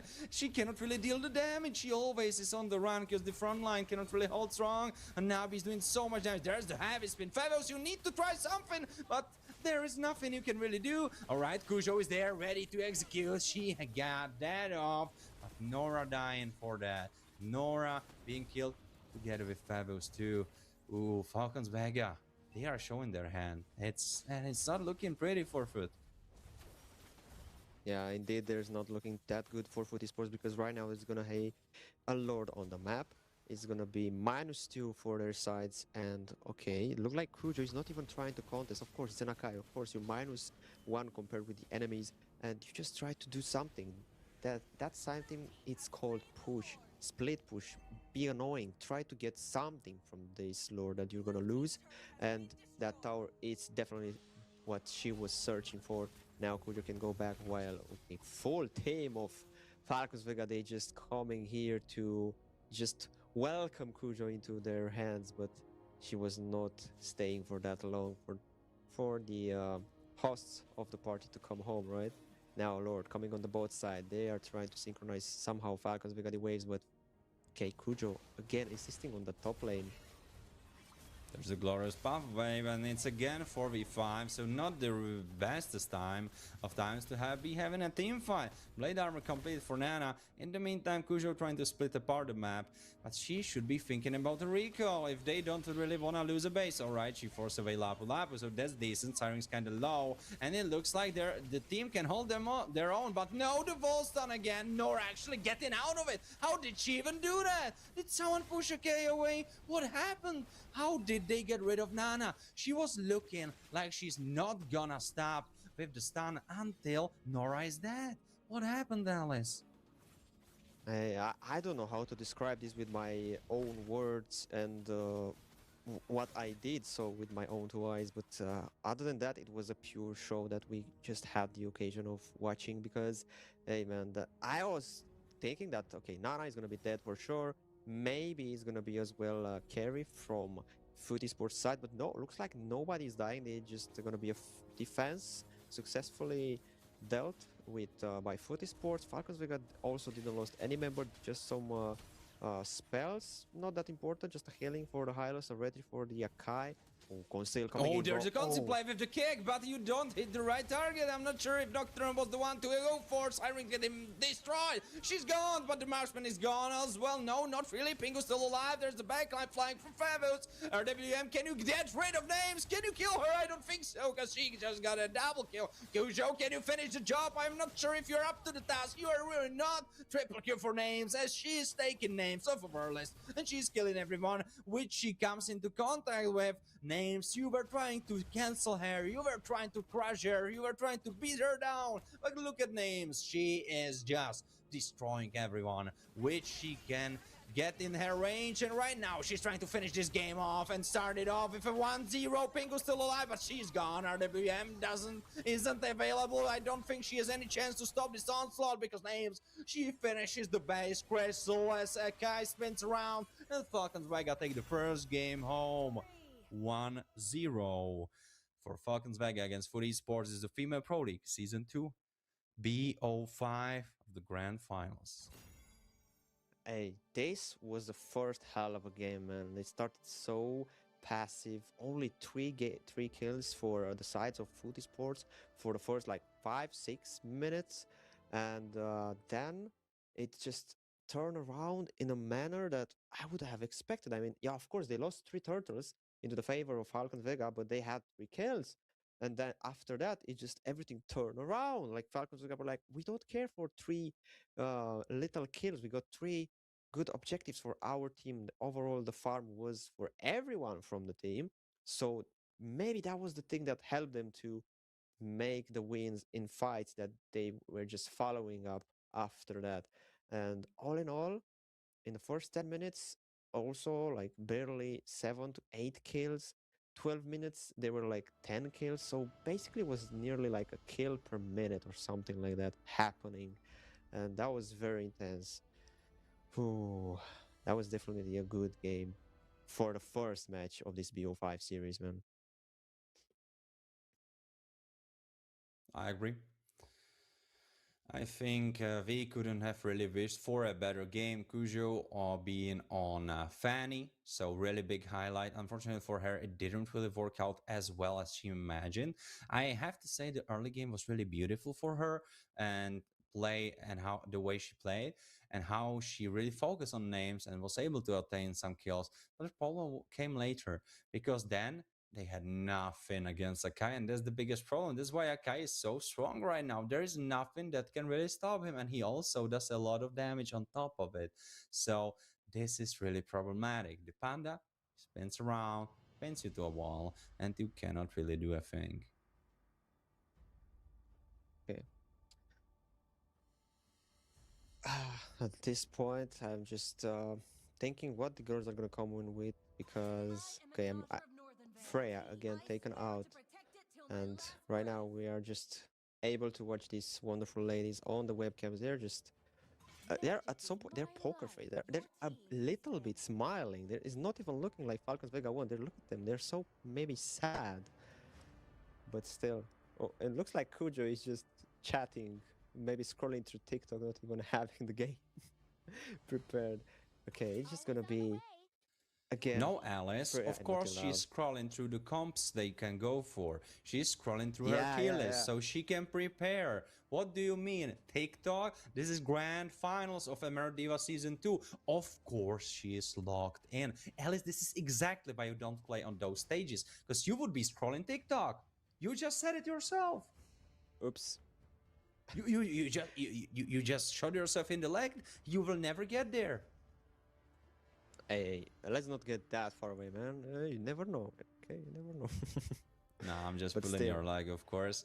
But right now, let's give the spotlight to the ladies because they absolutely deserve it. Beautiful, Of course. beautiful first game from both sides. Unfortunately for Food Esports, this is what I've been mentioning, by the way, is the draft. The draft is a little bit better for Falcons Vega. They have a little bit more of that edge. I think their analysts or the coach or, someone, maybe both of them, is a little bit better, a little bit more experience, maybe has better way of getting the data, because the edge, the mechanics, that's not it.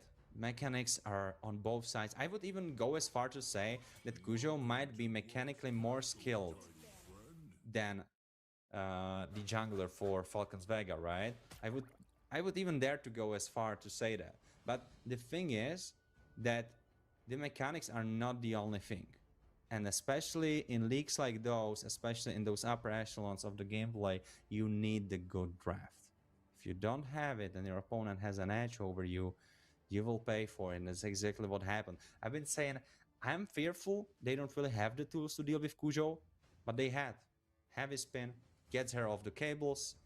Also, you had names, which if she can land those Higginbanas and make Scared proud, she's gonna stop Cujo as well. So they had the tools. Hey, honestly,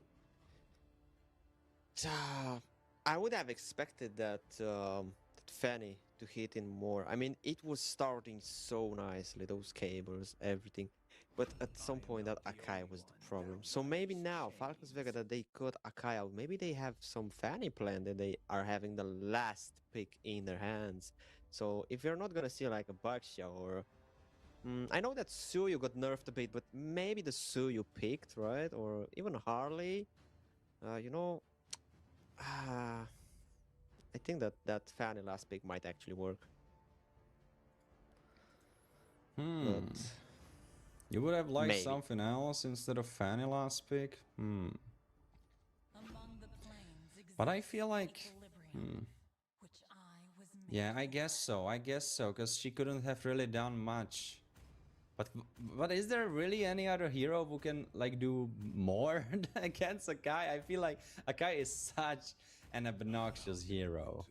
Because the biggest problem is and especially for Cujo, because I've been saying that I feel like she's really, really mechanically good.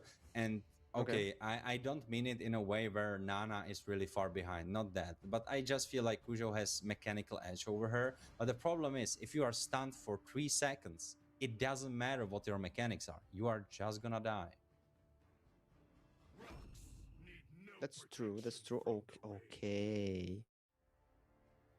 Ah. Bro.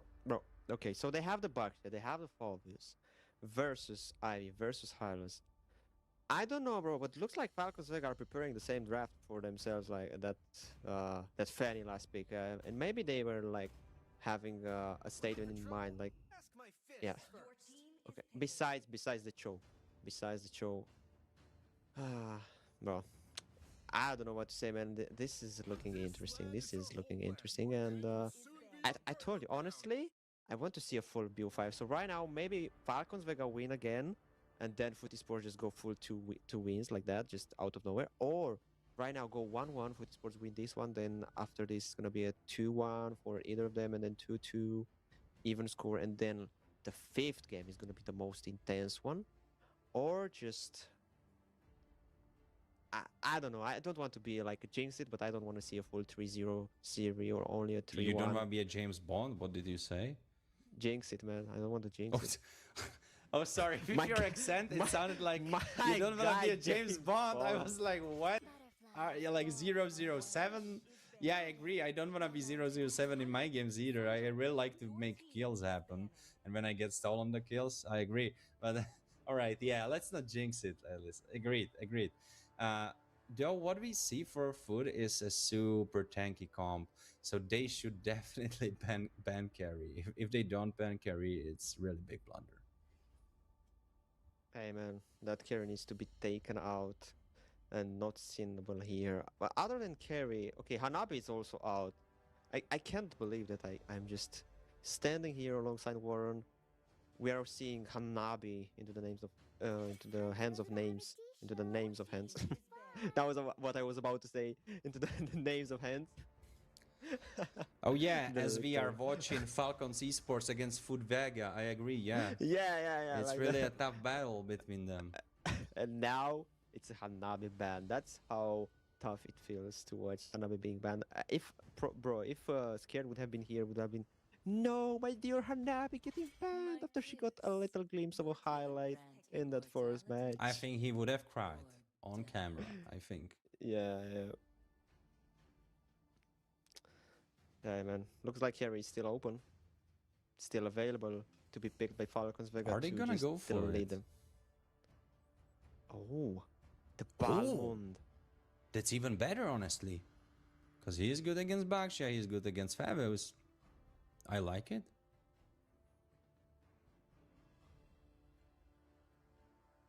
I mean, I still want to see that Fanny last pick. So maybe they come with the goal laner right now. Come on. I want to see the Fanny. I saw the Fanny into the hands of Foot Esports. I want to see it in the hands of Falcons Vega playing against Foot Esports, right? Because I, you know, I yeah. don't think Nana is this type of woman. I don't think she. I think she could have played Fanny. I think she would be able to. But I don't think it's something she really plays. You know, like I don't think that's what they practice.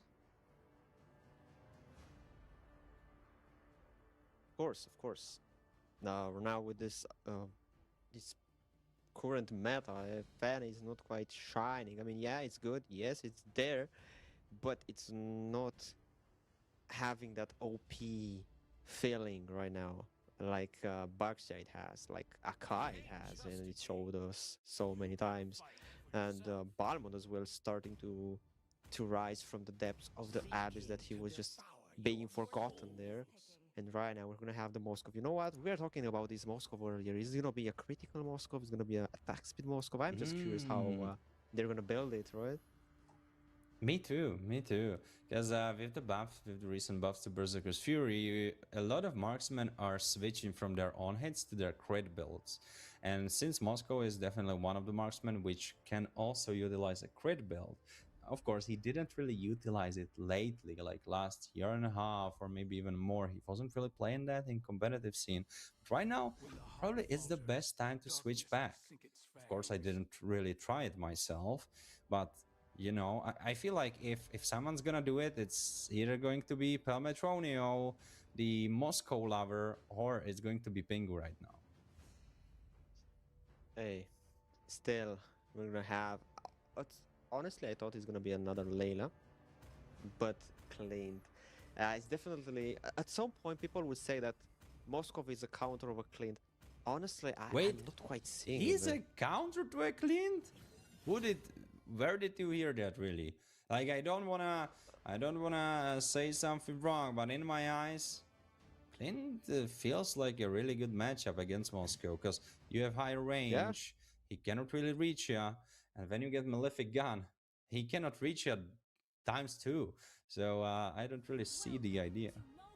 But you know, maybe we will see it in action, because if someone's able to pull a Moscow against a Clint, it's probably Pingu.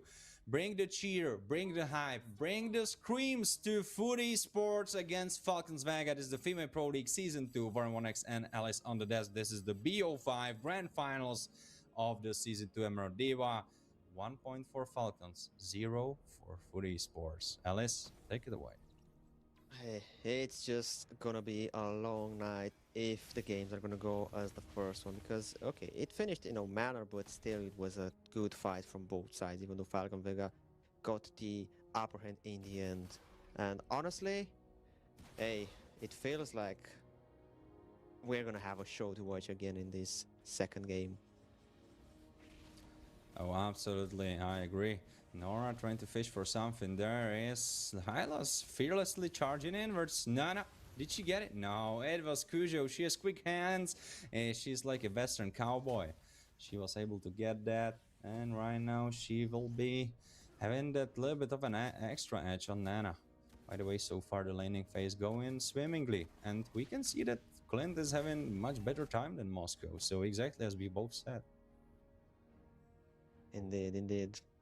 Honestly, last game, okay, something happened a bit in the early moments. Well, okay, it's a fan, of course you can do something in the early moments, but rather than that, anything else more than that, it's just 2 minutes in, nothing happening. I mean, yeah, they're preparing some, they're poking each other's a bit, but no more than that. Some stuns from Gords, poking, and just going away on their own routes to preparing for this first turtle. They are trying to get it ready, and it's natural because you have Favos, really strong level 4 player. Also, you have Nocturne, which if she can get level 4 on her Lapu, she's going to be really deadly on her own. Nana basically on level 4 ready, Syrinx as well. Nora trying to fish for something. Alice, what's gonna happen? Hey, I don't know, they're just stacking up there. Okay, we have Brave Puzzle coming in. Gatot catch. No, Gatot catch for Veos, bro. Oh, Gatot catch out of nowhere in my hands, bro. First blood for the Bucks. It's gonna be a double kill. Hylos to fall. It's gonna be a triple kill. Maybe Balmon is gonna fall down. Okay, Phobos flickering in, and it's gonna be a kill. Not a triple kill, but it's still one into the hands of Foot Esports alongside the first turtle of the match.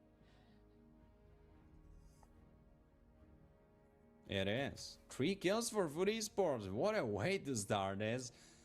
Like, I don't wanna be the guy, but I feel like this game might be quite a bit different, because in the last one it was like, all right, Cujo was getting some chaos around the map, getting names of her own list and getting some gold platings for her gold laner, but this was a straight up team fight, and Food Esports, they won without a sweat, without breaking a sweat. And if there is someone, oh my god, I just wanted to say it. The way of the dragon taken fully by names. No chance of survival. I saw that. I kind of saw that coming when Baksha was coming closer as well as Gord, but Nora just came from nowhere, from behind of those two, and just served names on the plate like that. That was very, very nice and sneaky.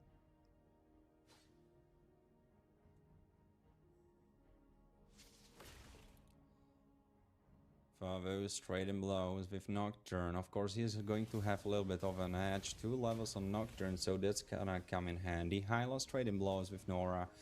A horse against a man. So far, the horse has been losing. I guess Nora's been hitting the gym lately. By the way, yeah, what I wanted... Oh, there's a fight! Oh, Misty Gash coming in as well as RW and Fabius coming in, and it's gonna be a kill onto the Hylos. What happened there? That was not meant to just disperse. To Okay, occur, yeah, I Falcons- agree. It happened so bro. fast and it happened out of nowhere, kind of. Can Nana steal this? Can Nana even threaten this Alice?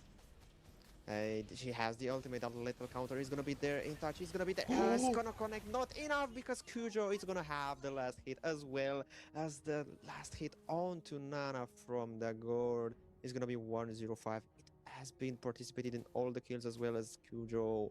Those two having 100% team fight. Nora finding Hylos here, preparing something. Oh no, Gord, Misty Gash again connecting onto Names. Names is in danger, but no. She's now forced to go back. What was forward. that spear Oh, no. for? What was Okay, that spear maybe for? aiming for Names. That Ace OD was meant for Names, but let's What say that happened? Names has a good That position. looked like it's personal, and she doesn't really she doesn't really want Nana to have the extra movement speed from base. So she just hit her like, all right, you are not getting in the jungle. You are gonna be slowed now. That fast. Yeah, maybe, right? But this game, it's much better opening for Foot Esports, and also they are winning out on all the sides, killing names too. That's exactly what I'm talking about. And it's surprising because I felt like the draft for Falcons Vega is solid. But Foot Esports proving me wrong. Hey, this second game looks like it's definitely into the favor of Footy Sports. That first kill and top kill and the tower. Man, that was all happening in 6 minutes of this game. 7 kills on the table for Footy Sports. They are definitely doing better. Oh, Misty Gash coming into the mid lane, healing popped up by Hylos alongside with Pathway Glory, and not enough to sustain the damage coming in from Baksha, from Phobos, and not to mention that true damage coming from Gord. Oh yeah. I have to say, don't give Nora the show. She is super deadly on that guy, and he's throwing the kicks, she's throwing the jabs, she is... I'm not even sure if I'm watching Cho or Paquito in action, because she is doing all of that stuff. Turtle being spawned, and Nana already in action again. Hey, they were just waiting there. They were just, let's say, saying hello to each other more than that, because right now they're not quite coming closer. Only Baksha is there, the turtle. Okay, come win.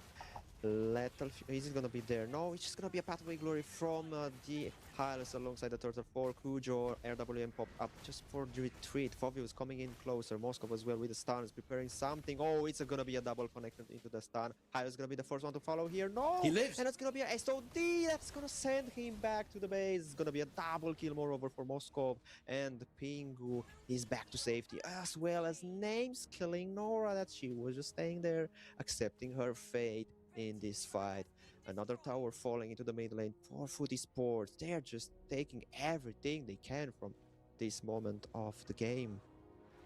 Not just from this moment, but literally from all the moments that were presented to them. And even the some of them that they had to kind of create for themselves. Because look at Nora. She's like having a smiling. smirk. Yeah, she's having a little bit of a laugh. Like she doesn't want to go crazy because she's like, all right, it's still not won, but she's feeling good about herself and about the rest of her team. And I agree. I understand that feeling because it's a great step up from the first game. Because the early game wasn't really going so good, but this early game, it's a whole different story, whole chapter of a book. And there's the engage on Pebbles. Oh, look at these, man. 2 ultimates used here for only Fabius. He was forced to flicker out. But now he's coming in because Baksha is as well and missed an ultimate from Moscow. SWM from IV, and it's gonna be a killing spree for Gord from that Misty Gash. It's gonna be a double kill, yes, because of the Skyper. So it's gonna be a triple kill now. Nocturne being in danger. It's gonna be, yes, a triple kill for Gord. They're recalling a little bit there because of disengage that did just turn around for Footy Sports. It started as being in the hands of Falcons Vega, but Footy Sports just handled it perfectly. Wonderfully played. Oh my lord. I'm loving what I'm seeing. But at the same time, Alice, you know what that means. Because it looks like a whole back and forth. This looks like a full BO5. So I hope you didn't have any plans later tonight or maybe early in the morning. Because we are gonna be stuck here with all of you folks. So be really We are really happy you are watching. We are really happy to bring you all the action. And if you didn't drop a like and subscribe and you like the show, definitely do that and fix that mistake already. Join the Discord too. And Alice, shall you continue with the rest of the stuff that's happening? Because tell me, can names come back into this game? Or is it too late? Hey, that's definitely hard, but it is possible because you having a claim. You have 1-3-1. Yeah, not quite the favorable score. Of course, the Roamer died more, so it preserved the farm of the team overall. But still, it's gonna be tough. You having the gore that's gonna keep being annoying with those pokes, and Nora with the Cho, that the way of the dragon being on spot, setting for the team. It's definitely tough. Ooh. Pathway Glory, Oh. and alongside the Mystic Gush, RWM Obvious going in as well, pushing them away, and it's gonna be the Lord coming in, but successfully defended without even popping up the shield. That's very, very good for Falcons Vega defending. Like nothing happened, they're just going back. This Lord got deleted. I've right now I wouldn't even be sure if you told me that the Lord just was. Oh my! Nora, she was just catched out of the position with that ultimate from Balmond, that little hit. And now Moskov coming in, Mystigash as well. RWM, no, he's just gonna go back because he's not having it and not even dare to use the Purify because Bingo is just gonna deliver that double kill onto Syrinx as well as the top tower. I don't know what Nora thought, but there's no way she actually planned this bait. There's no way.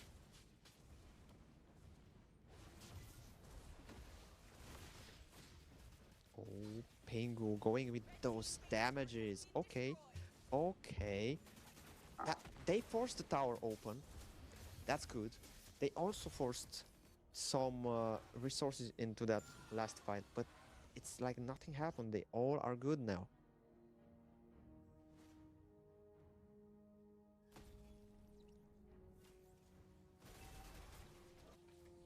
All is good for a bit, but not for long, because Falcons Vega are still losing out big time. 9,000 gold difference is a humongous difference. You need to really start doing Indeed. something about it, and I'm not really sure if you will have the time, because the thing is, 40 seconds for the next Lord, and that means that Food Esports will start ramping things up again, and they are not gonna let you off the hook that easily. Holy Shields are gone on the XP lane side of things, and also they are pretty soon to be gone everywhere else, because 20 seconds for those holy shields. So the next Lord, he's not gonna be stopped by that. Nana trying to clear out her jungle. Nocturne not having the greatest game of her life. But Pingu, she's having a lot of fun. She stepped up big time. Together with the mid lane, Zendaya and Pingu, they are the highlights for me. At this point, I don't know if they're just had like a training session in the first match, or now they're having the training session, because first match was like let's say more even to some point where Falcons Vega just got the upper hand, but right now Food Esports from the beginning until now for 12 minutes on they have the gold advantage, they have the map advantage, everything, and now even the Lord into their hands. 12 minutes and a half is going to be the second Lord of the game coming. Oh, look at Nora, beautiful way coming in of the dragon, the battle with glory, RWM popping in, godlike for the gold. Is it gonna be more? They are chasing for more. It's gonna be Hylos to pop down. It's gonna be a kill for Favius, and now, ooh, that dash away from Balmond, from the way of Spear of Destruction of Moskov, ping with 605. Damn. I mean, she's hitting the important stuff. Sometimes she misses the SOD, but you know, that happens to the best of us. Of course, Hey. she might just need to go on a TikTok, as you were saying, you know, try out the Moscow filter, try out the snipes, but right now they need to try out to close the game. Nana with that eating away of the dragon from the Cho. Glory of Path to just be there. They are successfully defending the Lord, but look at the damage coming from Pingu, hitting the base, bouncing into names. Okay, RWM popped out. Nocturne forced to go away. Okay, now the ultimate is just connecting. It's gonna be a godlike for Pingu. It's gonna be more. It's gonna be a double kill. He's trying something. No, he's forced to go back because it's just too much damage coming her way.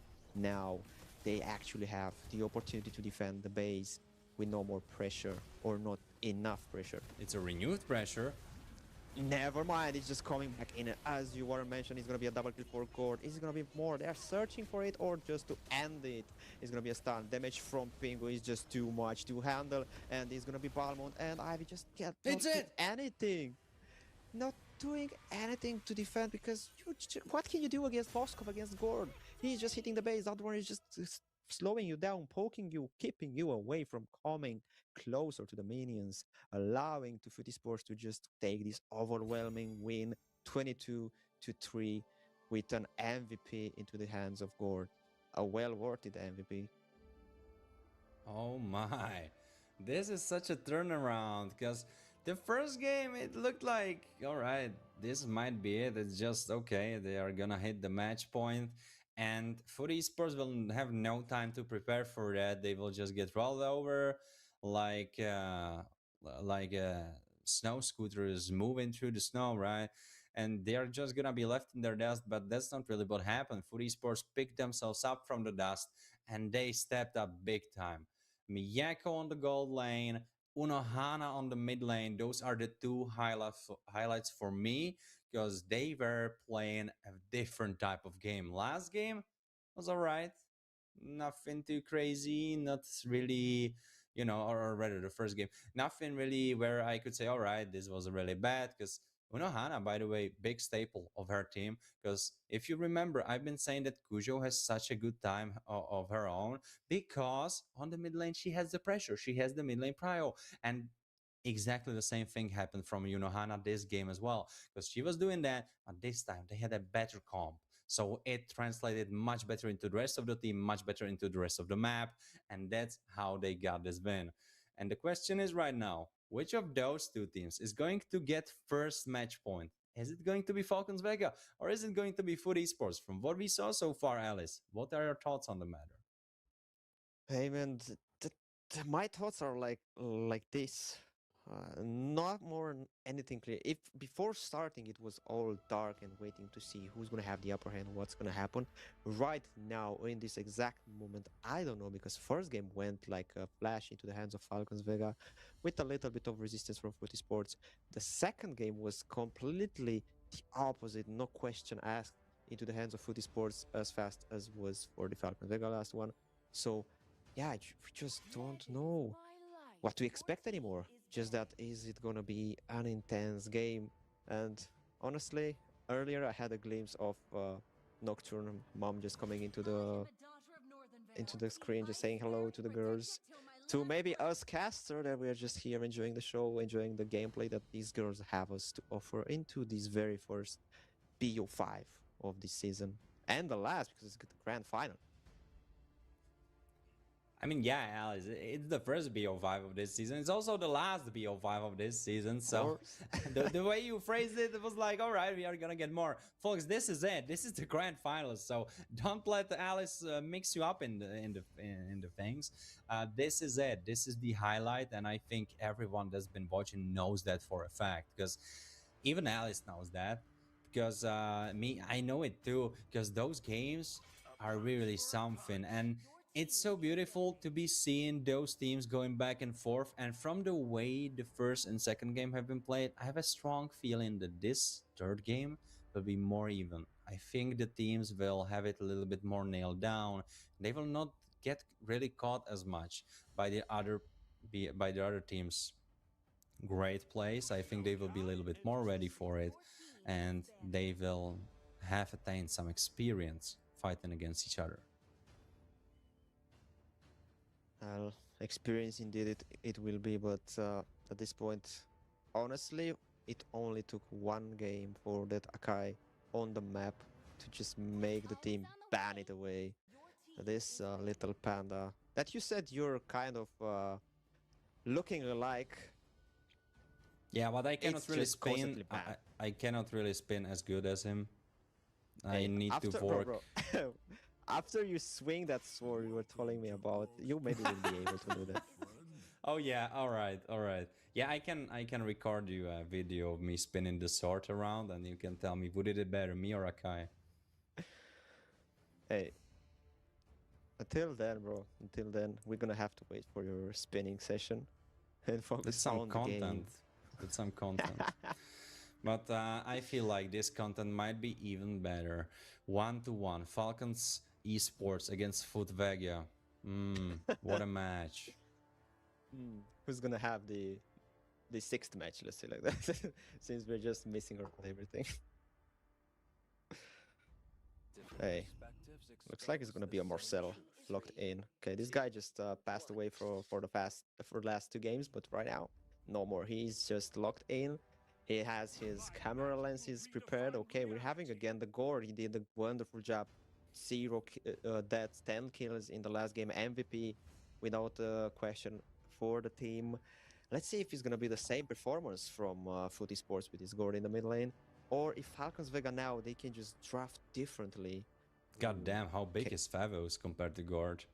Like, look how skinny Gord is. You can say oh that my god, I look he's like, so small. He's so bro. tremendously small. Now you can say I can look like Gord and you can look like Baxia. People might actually think it true. I don't know if I would be able to hold those shields up like he does. I think they have to weigh around like 300 kilos. Are they made of stone? I think they are, right? So I'm not really built like that. But you know, it's fine. It's a video game. So in video game, logic doesn't matter. But since this is esports also, some logic still applies. And I'm expecting a lot of strategy from both of those teams. We saw Nocturne kind of fall short in the last game. It wasn't necessarily her mistake because she was laning quite fine, not really dying. It was not really it. It was more so the team fights. And since the whole team was losing and Lapu Lapu is a big team fight guy, you are going to start losing out on Lapu Lapu as well. He's not really a guy who can just go on split push and attain gold there. Lapu Lapu is doing good if his team is doing good. If his team is doing bad, Lapu Lapu cannot really do much to change that. Of course, you can sometimes get away with some kills on the lane, but against Fevos, that's not something that usually really happens, especially on this level of play. Because Fevos, he's pretty safe, he has a lot of sustain, and if anything, probably you will die if you try to fight him. So he's super duper tanky, so much sustain. Lapu Lapu doesn't really like that. He doesn't really like tankiness, he doesn't really like sustain. He much rather prefers some other heroes where he's more tanky than them. Even honestly, even Yujong is more fine for Lapu Lapu because Yujong isn't as tanky because he's not going for raw tank build like Favos is. So really tough pill to swallow for Nocturne, but this time she might be facing something else. Oh, she will, yeah. They realized the problem was Favos, and I agree with that. He was part of the issue. So right now, for esports, we'll need to come with something else. Hmm. Yeah, you're right. I mean, yeah, okay. You mentioned Yuzong. It might work. Maybe it can be Terizla at some point. The penalty zone can come in handy, but on the other side, maybe Sora as well can be good. Even Agreed, though Sora. if Yeah, Sora could be fine given the team comp, but still, Lapu Lapu is the yeah, counter pick to Sora. I know you yeah, wanted that's to what I say was. that. Even though Yeah. yeah, it's the counter. You read my mind, bro.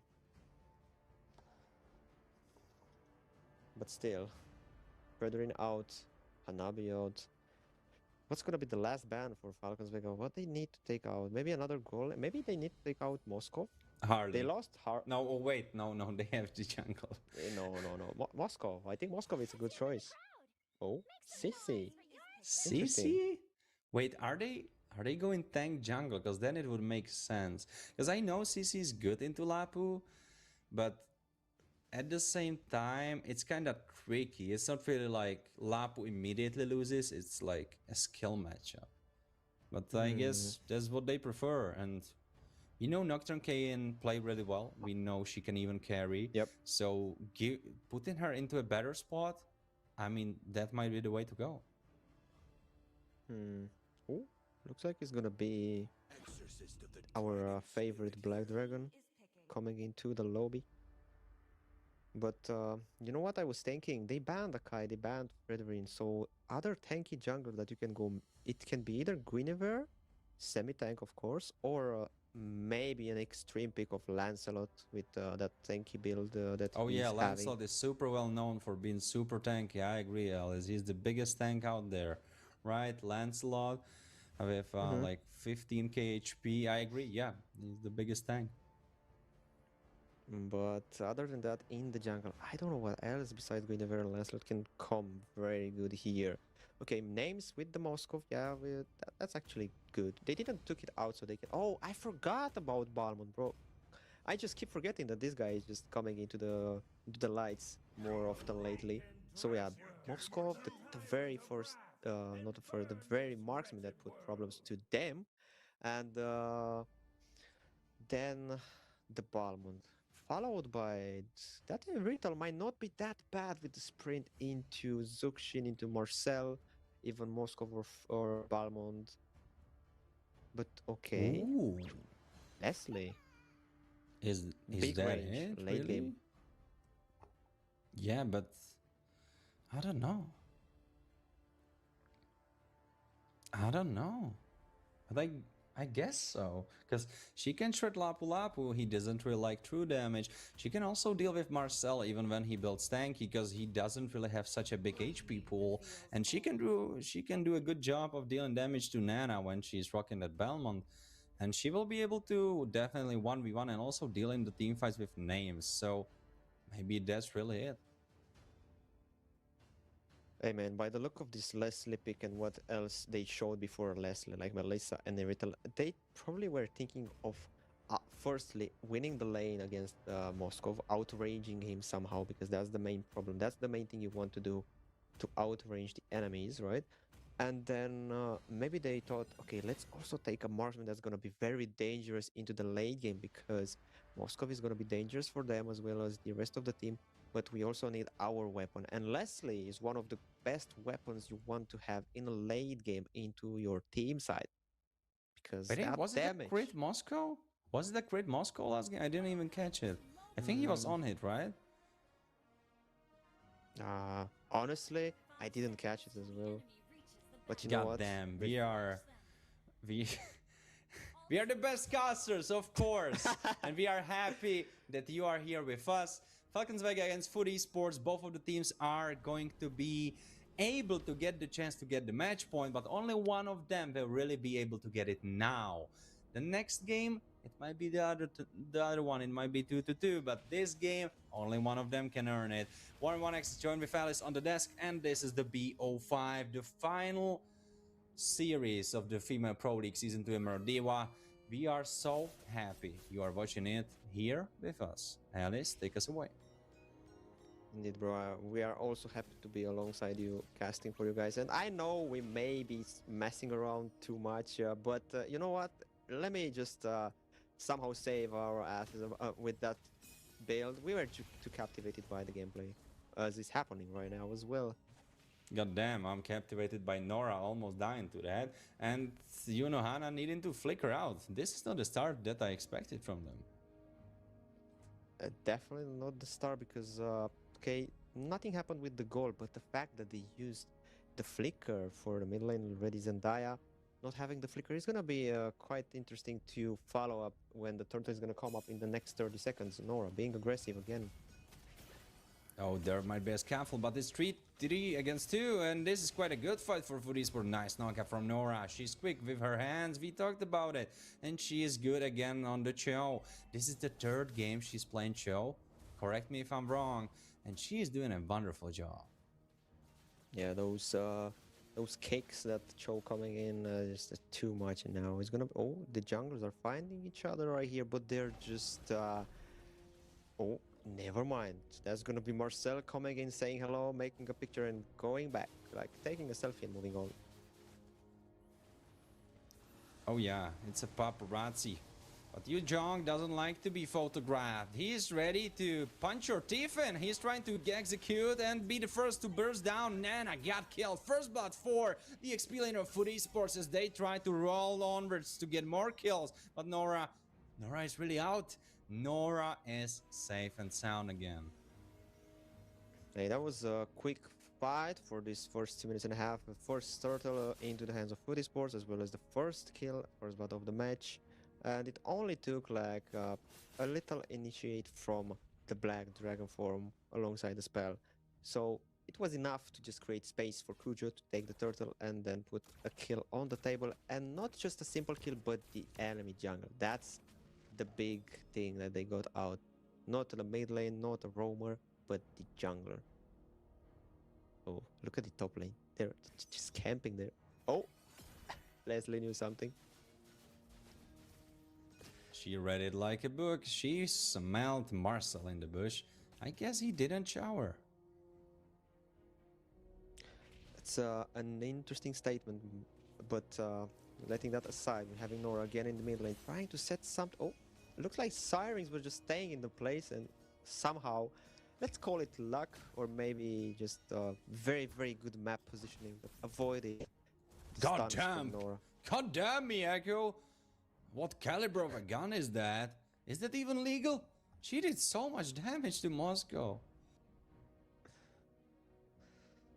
And if you allow me to mention, we are just if we were just getting used by seeing those ultimates from Moscow being missed last game, now names are not failing us to prove that she's also very good at just sending the ultimates into the air.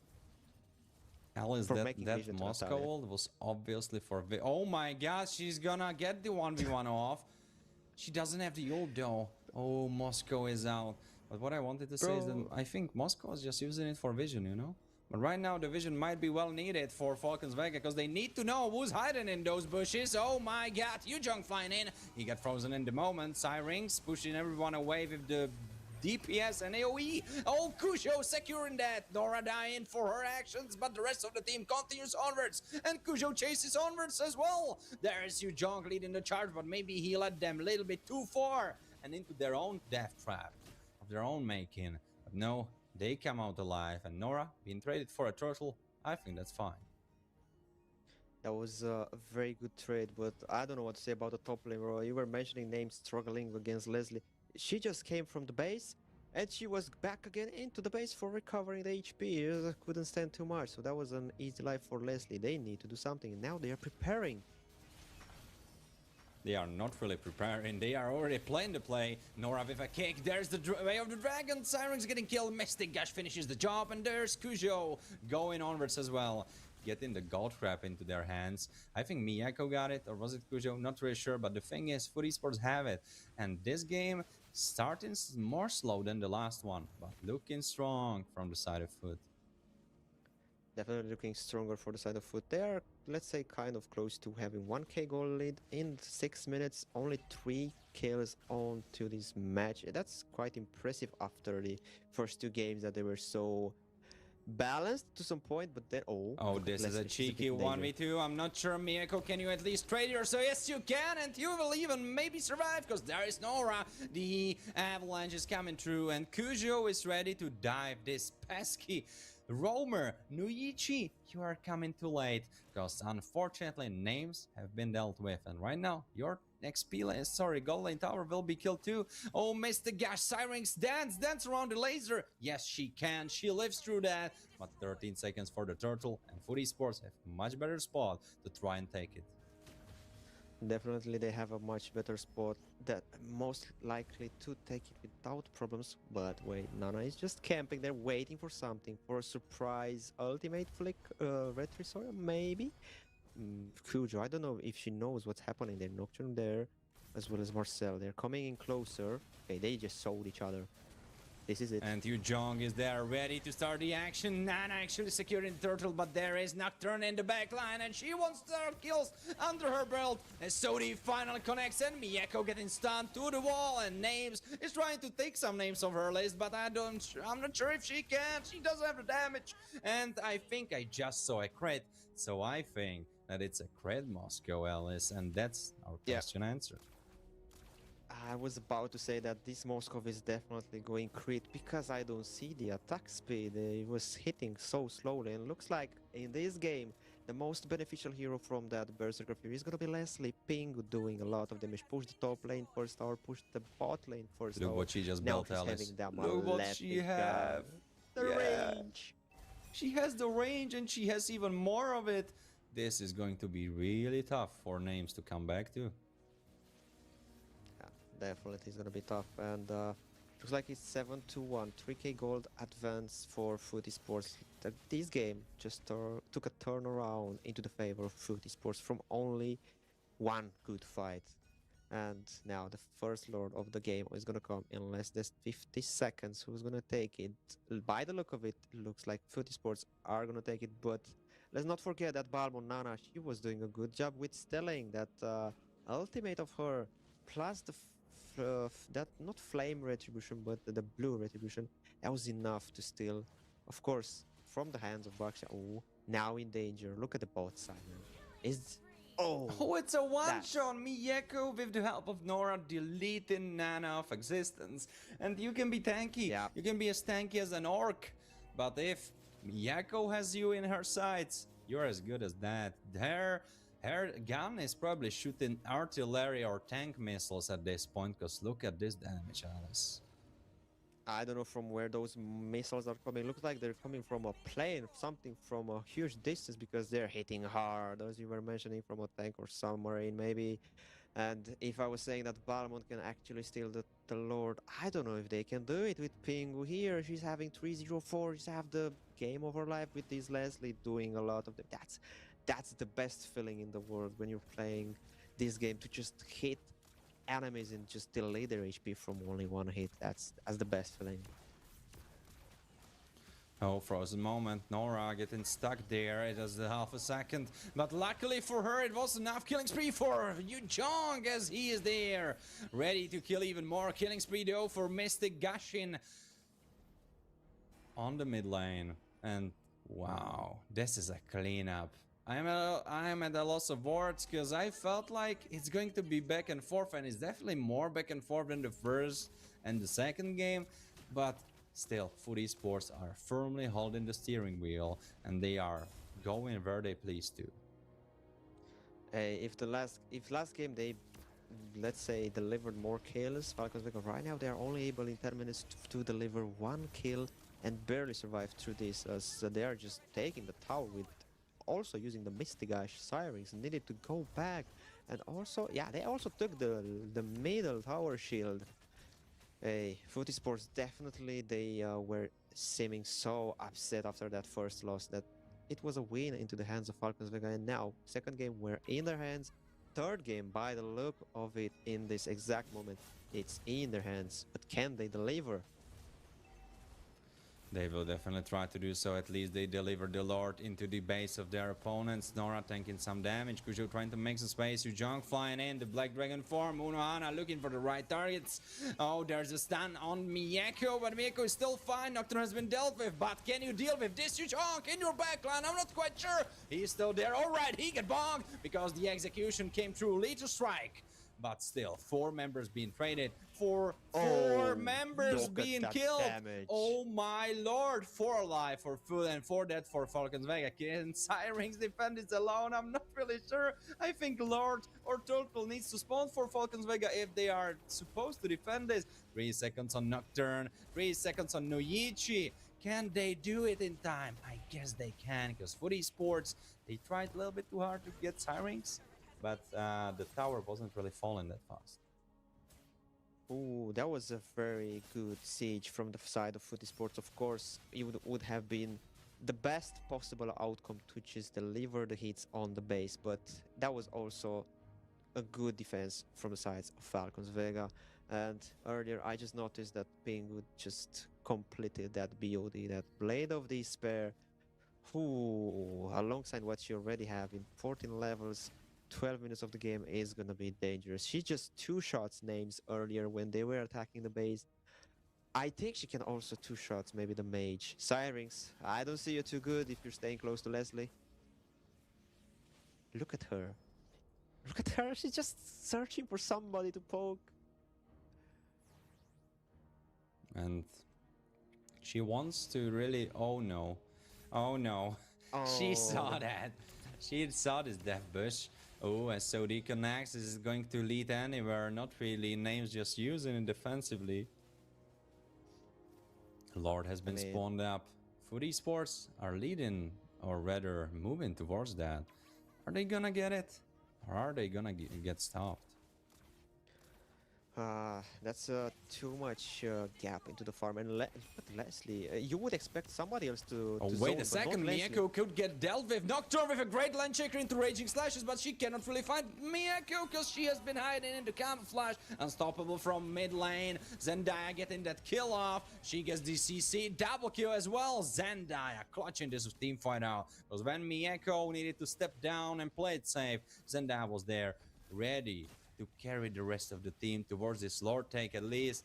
And it might be the last sort of this game, and it might be match point for Food Esports. Alice, what are your thoughts?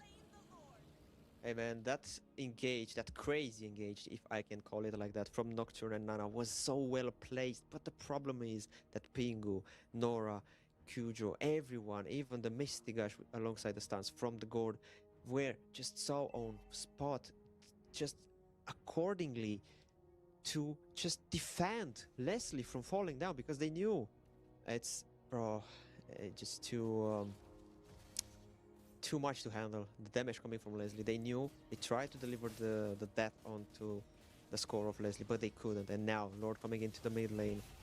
Will they be able to defend this? 5v5, or how I like to call it 6v5, but suddenly the Lord will probably be killed. You don't have the wave no more, buffed by the Lord, but you still have the minions left there. Nora half HP, she still has the immortality. Can you even get to the base? I'm not sure. Alright, Mr. Gush can help you out there, but I'm not sure if you have enough minions. More minions are coming through though, mid lane as well, and also the bot lane. Can this be the moment you jump into the Black Dragon form? He needs to buy some time. He needs to get Leslie to the base crystal. You jump going even into the base, but Leslie is still there, ready to deliver some action. Godlike from Zendaya. One member is missing from the side of Falcon Vega, half HP on base crystal, but they cannot really get through. Nana is still tanking it all up. Nuichi almost getting killed, but Nora still alive. Legendary Yunohana together Oh with my Zendaya. God, that damage. Zendaya double kill as they go to finish the base of Food Esports on the match point, and they are on a great way to making the history repeat itself and to secure that title once more. Amen. Even though that they won the game, I was watching Nora webcam while you were just amazingly following all of this up. And she was like poker face, like they didn't even won the game. They were like, not a big a deal. That's what they were probably in their mind. But hey, man, that damage coming from Pingu, that was too much. That was too much. And the stance alongside the Mixtigash from the Gore, they were just doing it. They were doing the job of the entire team. And Nora was just there alongside the Buckshot. They were just annoying, tanking the whatever damage was coming from Falcons Vega. And on the other side, Falcons Vega, they were struggling to defend. They were nearly able to do. Balmond was staying in front of everything to the point that she couldn't even resist anymore because it was too much. Stun, slow, damage, true damage from Leslie, from Gord. Just how much can you hold without having eagle foot on in terms of farming and big minions coming your way? You need to defend as well. So what do you do? Defend the base, defend the minions, defend yourself. It's just too much to handle.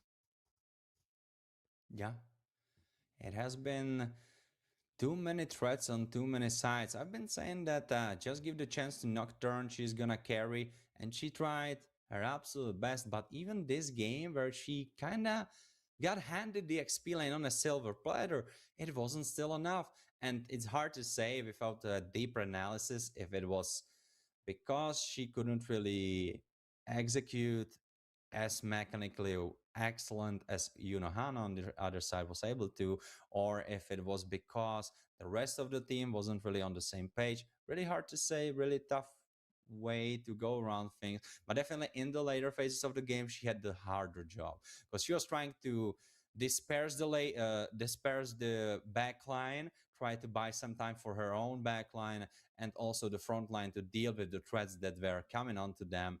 And through the line shaker and raging slashes make some chaos. But the problem was that she jumps on Leslie, and even though Lapu Lapu is usually very, very good at killing marksmen, and Leslie doesn't have the craziest stuff at first glance for dealing with Lapu Lapu, but she has the camouflage. And it's so hard to see her when she is camouflaged. And there was one moment, it was happening around the Lord Pit on the top side, where Lapu Lapu was trying to finish off Leslie, and he almost did. But Yeah. that last Raging Slash didn't land, because Leslie, of course, she played very well, and she was in the camouflage.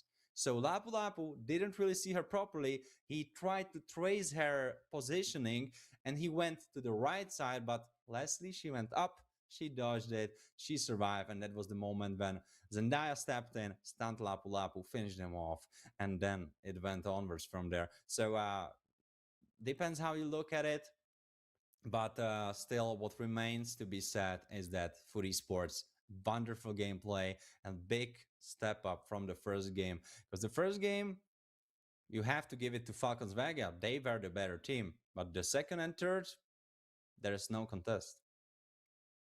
Hey, at this point, I don't know if Foot Sports were just testing the ground, they were just trying a new strategy, or just it was like they just woke up and they were like, okay, let's play, and they were just shocked to just be swept up like that by Falcons Vega, and now they were like, okay, girls, we need to wake up. Let's ready our plans. Let's put in together all the strategies we have, and let's just deliver what we came here to deliver.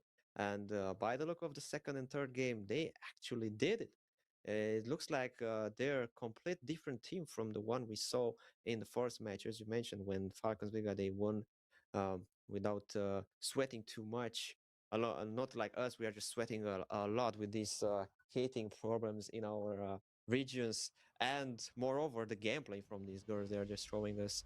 And honestly, it's either the chance of Footy Sports to just seize this BO5 with a 3-1, or maybe Falcons Vega they once again can deliver a wonderful gameplay as in the first game and make it 2-2 and send the two teams into a final game.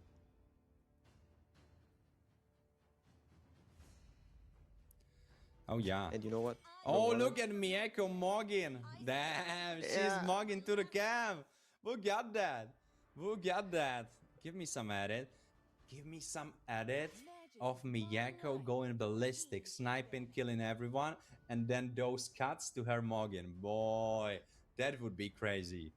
Ladies, gentlemen, that would be epic. So if someone has a time on their hands, definitely do that. This could be a juicer of a content. But you know what's also a juicer? Is BO5. So if you like what you are seeing, folks, join the Discord, drop a like on the stream if you didn't already, subscribe too, follow us anywhere you're watching, and of course join our Instagram as well. ESEL, that's the name. That's where the action happens as well, so you don't miss out. Depends where you spend the most time. As we know, Alice spends the most time on TikTok. I think that TikTok is not really working just now, but we will keep you updated. We heard that the TikTok is in making as well, so we will definitely tune you in. What are you liking about the band so far? I see Grok kind of coming from back from the grave. He wasn't really banned so far. What do you think Foot Sports are planning since they banned Grok? Honestly, maybe they are not looking for some crazy setup, or they just wanted to take out this roamer because it can be dangerous to what they plan to pick. And of course, that Akai, as I was mentioning, this little panda, if I may say a little, with okay, with his little stick, is not gonna be saying too much because only one game. And okay, that's a crazy first pick, Warren. That's a Hanabi with all the meta going on. You're gonna have Hanabi first pick. You have to bring. We have to bring Scared here. He would be like the most like exalted here. He was like, whoa, he would be happy over the moon. I think he would be feeling fabulous.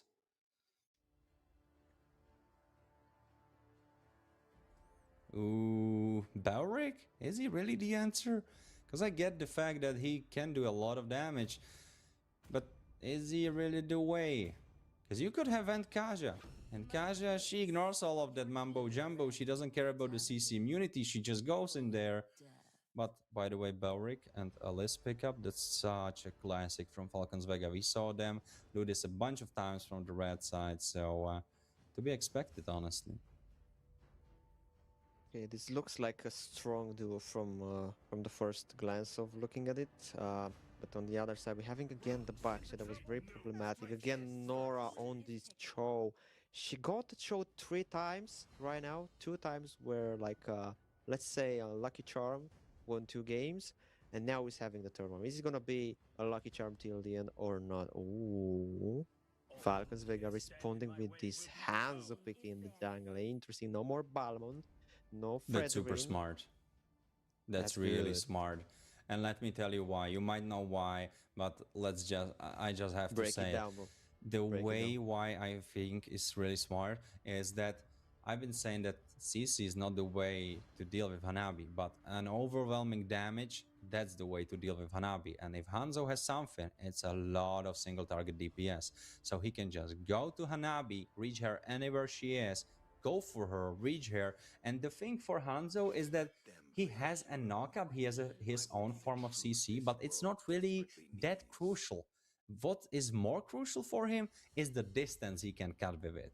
So if he can just dash to you, he's fine. He doesn't mind that it didn't knock you up really. He can just auto you to death. And through those auto attacks, he has a terribly high sustain. So Hanabi, what she would usually be able to do with most heroes against her is that in the late game, she would probably be able to trade blow against blow for blow and kill them, outfight them. But I don't think she can do that to Hanzo.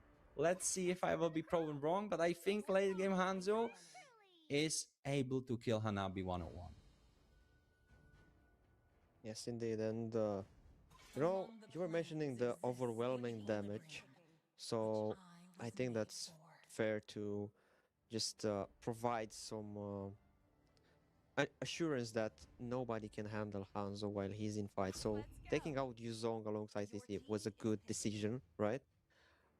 And now the Irrital. Okay. Hmm. That's I think that's a good marksman to play alongside Hanabi. The only problem I can see here is if Baksha is coming in to stun, Nora to set up, you're just having only the sprint. You're not having the Purify to run. So unless Names is gonna change to a Purify to have more opportunities to escape, to run away, it's gonna be dangerous because if Nora is gonna connect Kujo as well, you're gonna be in danger. And if Gord, moreover, this Gord, dangerous Gord, this combination between Cho, Baksha, and Gord was dangerous in 2 games, now being in the third game already.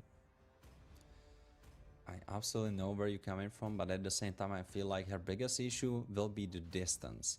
If the distance gets cut and if they can reach her, I feel like that's where the problem lies.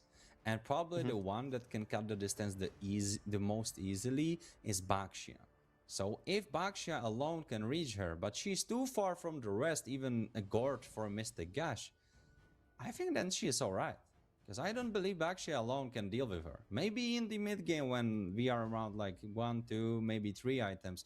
But other than that, later in the game, he cannot really do that. So if he separates too much from the rest of the team, Names can just kite him around, sustain, probably kill him, or just waste his time completely. And then his team still have a front line in terms of Nora, still have a front line in terms of Unohana from Uranus.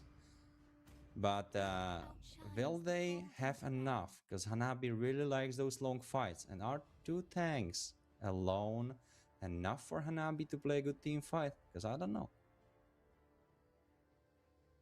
Hey, that's an answer we're gonna get once we hop into the Land of Dawn. Till then, we just have speculation. We hope to see a good match so far.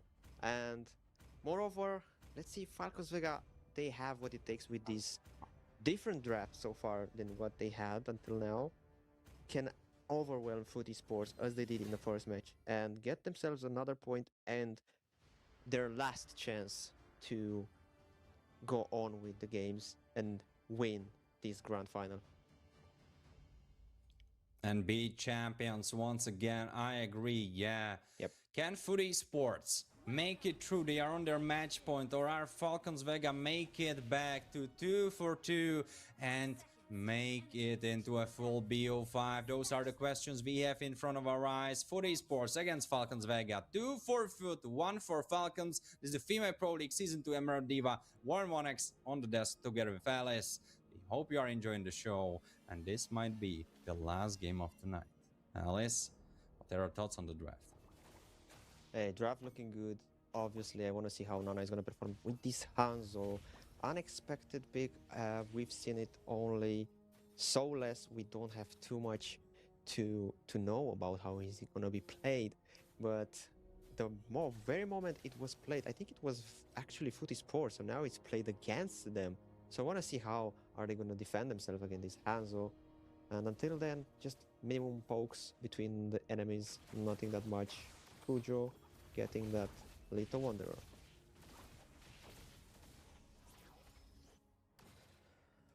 And they just tried to two little more pokes to be annoying, but nothing that way. Just the first minute, we cannot expect that much. Yeah, I agree. The first minutes of this BO5 were definitely proven to be really relaxed, right, Alice? No kills happening, nothing really, right? No fights happening exactly like this one is, right? Oh, names actually being okay. She activates the sprint. She has the sprint. She can maybe take it, but she knows that Hanabi has the eye. She's prepared. Yeah. It's tricky. Okay, and there's Nana. Nana.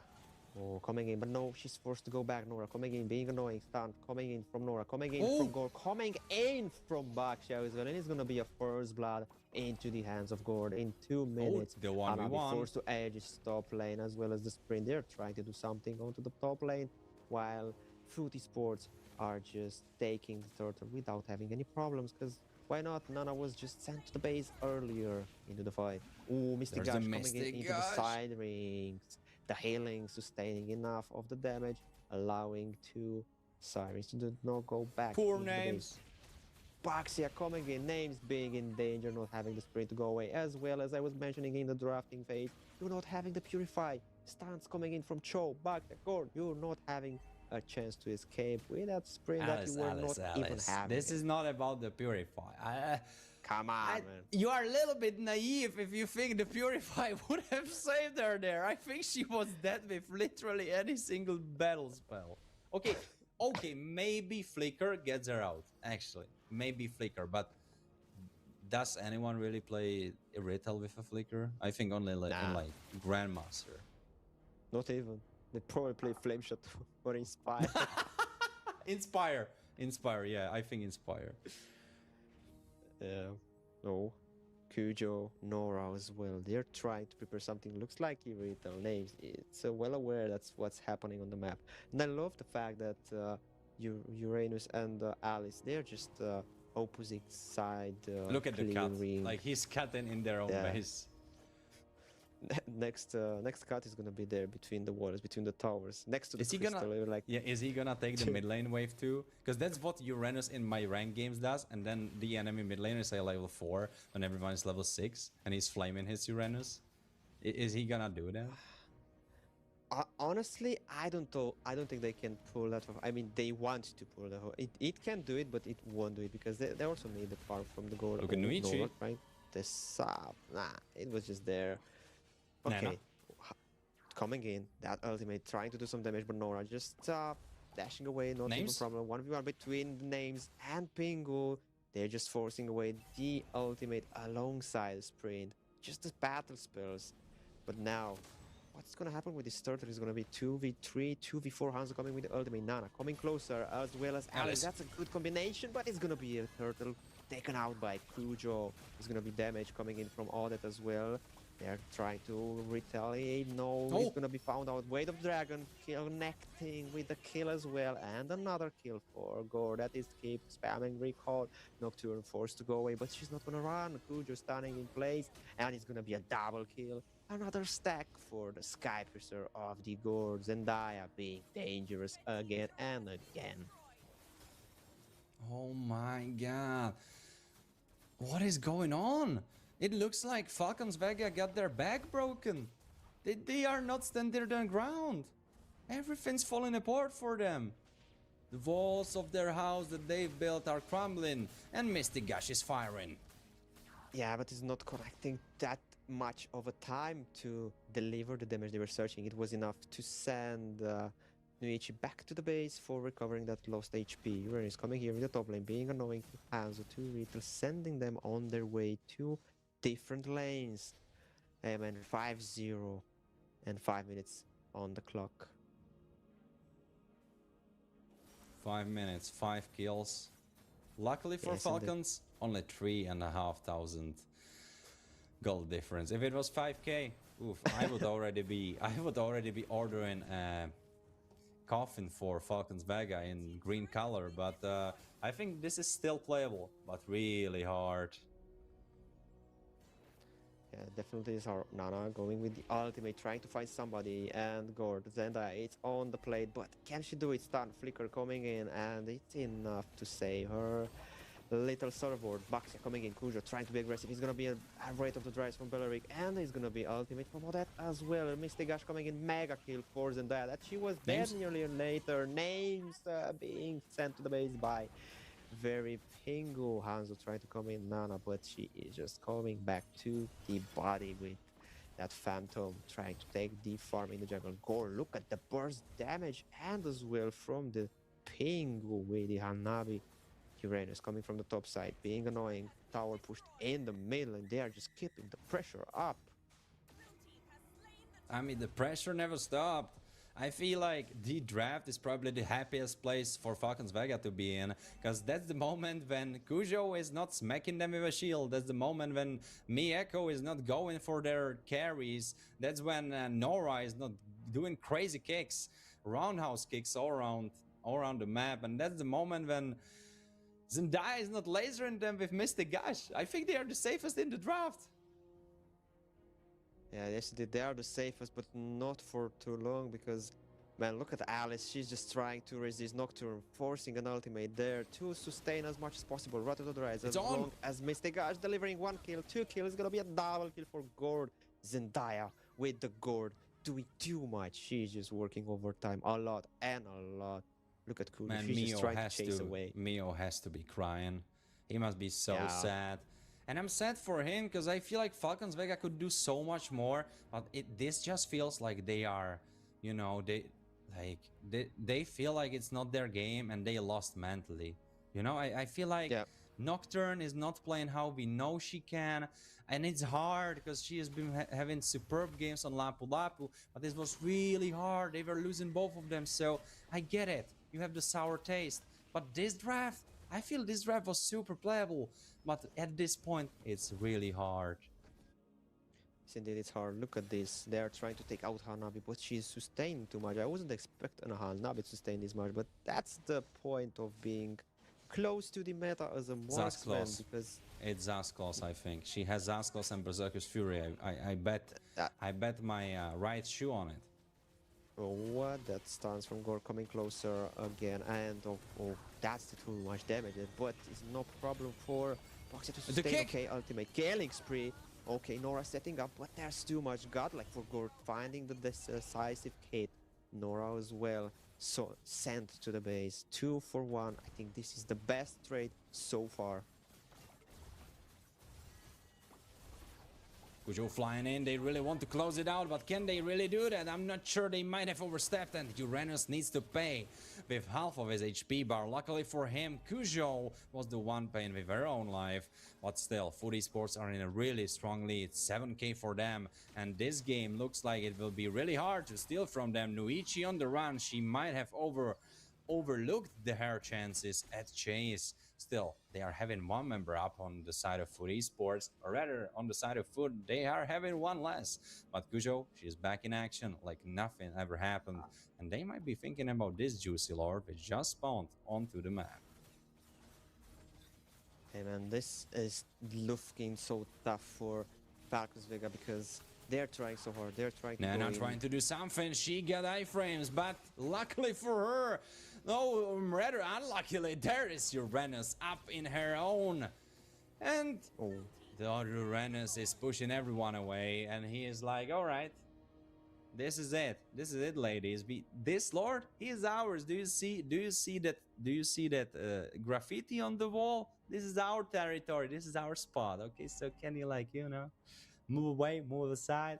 This is our game. That's how it feels. Cause this is not the battling Falcons Vega we saw. This is not the battling Falcons Vega that were able to take one game of Food Esports in unbroken UA. This is not the Falcons Vega that were able to take the first game home. This Falcons Vega, their wings have been clipped and their legs have been broken. Nana is trying to do something, but look at her. She's not really doing any damage. Nora, she just might as well be a wall. Yeah, and this is not gonna end here because Lord is coming onto the top lane. They are trying to open base even more. And can they defend though? Looks like it can be a successful defend. They are giving too much space for the sports. I feel like too. They tried to do some play through the bottom lane, but it didn't really come to fruition. Nothing really happened out of that. Mid lane, alright, it might be dealt with. Nana hopping in, hopping out immediately. Mobilized on Nora. She needs to run now. Nuichi getting killed first. She's the first killed for the side of Falcons Vega, but more will fall through. Sirens need to flicker out, so she keeps her life. Airborne from Nora, and oh my god, Nana last second disappearing backwards. Nocturne with the Throne of Ruin only on one though, because there was the iframes on the other one. They were out of range, and they tried to go for the base crystal, but they don't have the minions. But now minions come forward again, once more, and for esports once more will be able to defeat this base crystal and get their second place in history. They will be lifting the trophy of ESCL Female Pro League once more, as they did in Season 1 Frozen Diva. They will do the same in Season 2 Emerald Diva, and look at their faces. They are so happy about it, and rightfully so, because this series was rightfully theirs, and this 15-2 just speaks of their dominance. Hey man, we have to give them what it's theirs. They won it, and rightfully in a very fashion way, because they got 3 wins in a row with overwhelming gameplay, overwhelming score, and not even giving to the enemies, to Falcons Vega, even the slightly bit of chance for comeback.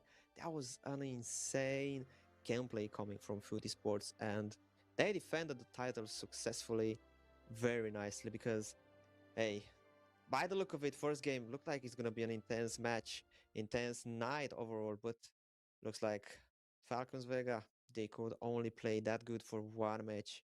The pressure coming from Food Esports was too much, and from just the second game was enough to throw Falcons Vega out of balance and allow Food Esports to take 3 wins in a row just like that. It was a reverse sweep. When we look at it, I didn't really realize it during the series itself, but it was. And wow, great series from Foot. And I'm kind of sad that Falcons Vega didn't give us a bigger show. But honestly, you were saying that they folded under the pressure after the first game. I wouldn't necessarily say that, because yes, the second game has been dominated by Foot, but the third has been more equal. And it's just unlucky that the fourth one didn't go their way, because I feel like if the fourth one went their way, then we could have had a crazy series and crazy fifth game, which would be really in question. Who would lift the trophy at the end? But that wasn't the story. For esports, probably better preparation, especially for this grand finals, because earlier during the season, during the regular season, even at the start of the playoffs, for esports looked shaky. Falcons Vega were flying through like the Falcons they are, and they were just going through all of that. But right now, let's give our speech to Void Kid Celestia for making the third place. So congrats to them. Let's have their roster be called once more. Alice, would you have the pleasure? Of course. So once again, for the third place, Void Kiss Celestia roster being Saru, Alecta, Yui, Nefiria, and Yennefer. Hey. The second place belongs to Falcons Vega. We saw them make it into grand finals, but unfortunately for them, they couldn't crack the first place. But they did the second. Nocturne, Vendetta, Syrinx, Nuichi, and Names. That was the squad. But right now, let's let everyone hear the name of Food Esports, and it doesn't matter that it's so late into the night, because you have to hear their names. It's Unohana, Kujo, Zendaya, Mieko, and Nora. This is the squad that made it happen. Second time in a row.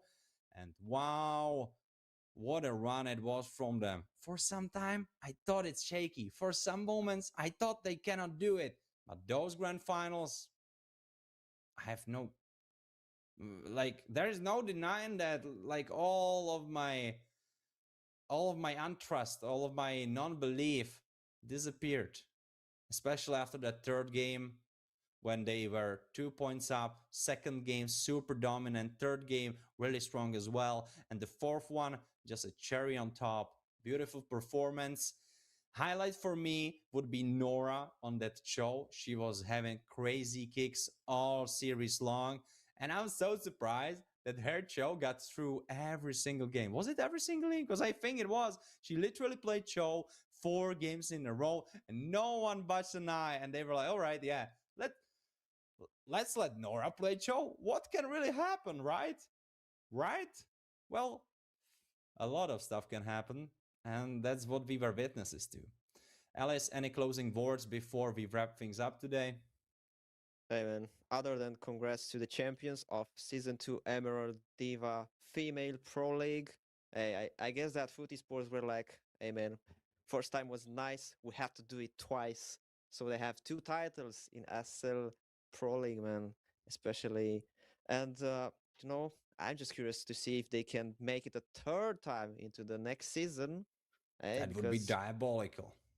of course, they can defend the title, or they can the title be taken out by somebody else? Maybe Falcon Vega, maybe who else is gonna be showing up? But until then, man, we just have to wait and enjoy the next tournament coming from SCL. That would be Unbroken. Am I right, Warren? Unbroken UA, yeah, absolutely. I'm happy you bring the point to that, because ESCL is not just making Female Pro League, they're also making Unbroken UA, which is exclusively being made for the Ukrainian folks out there. So if you are Ukrainian and you really like to support the local esport, this is the tournament for you.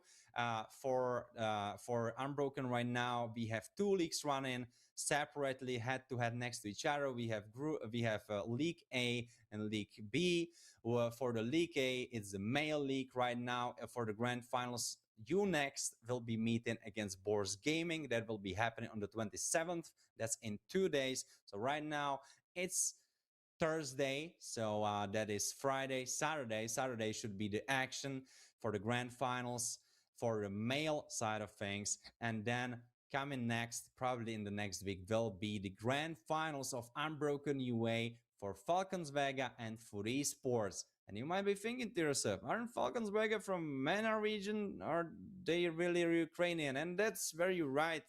That's very right. They got directly invited to this season of Unbroken UA, so that's why they are there. Because the folks on ESCL, they really want to step up the game and give the best action and best practice to people in their tournaments to step up the level, and that's why they've got invited. So you should know all the info, but if you don't know something or you're not sure about something, drop a like, drop a subscribe if you didn't already, and join the Discord and Instagram, because that's where the news are.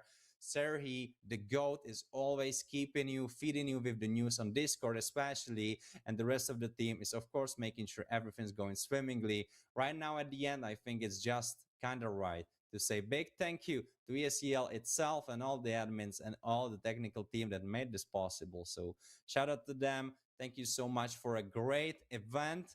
See you next time, and we hope you enjoyed today's show. Good night.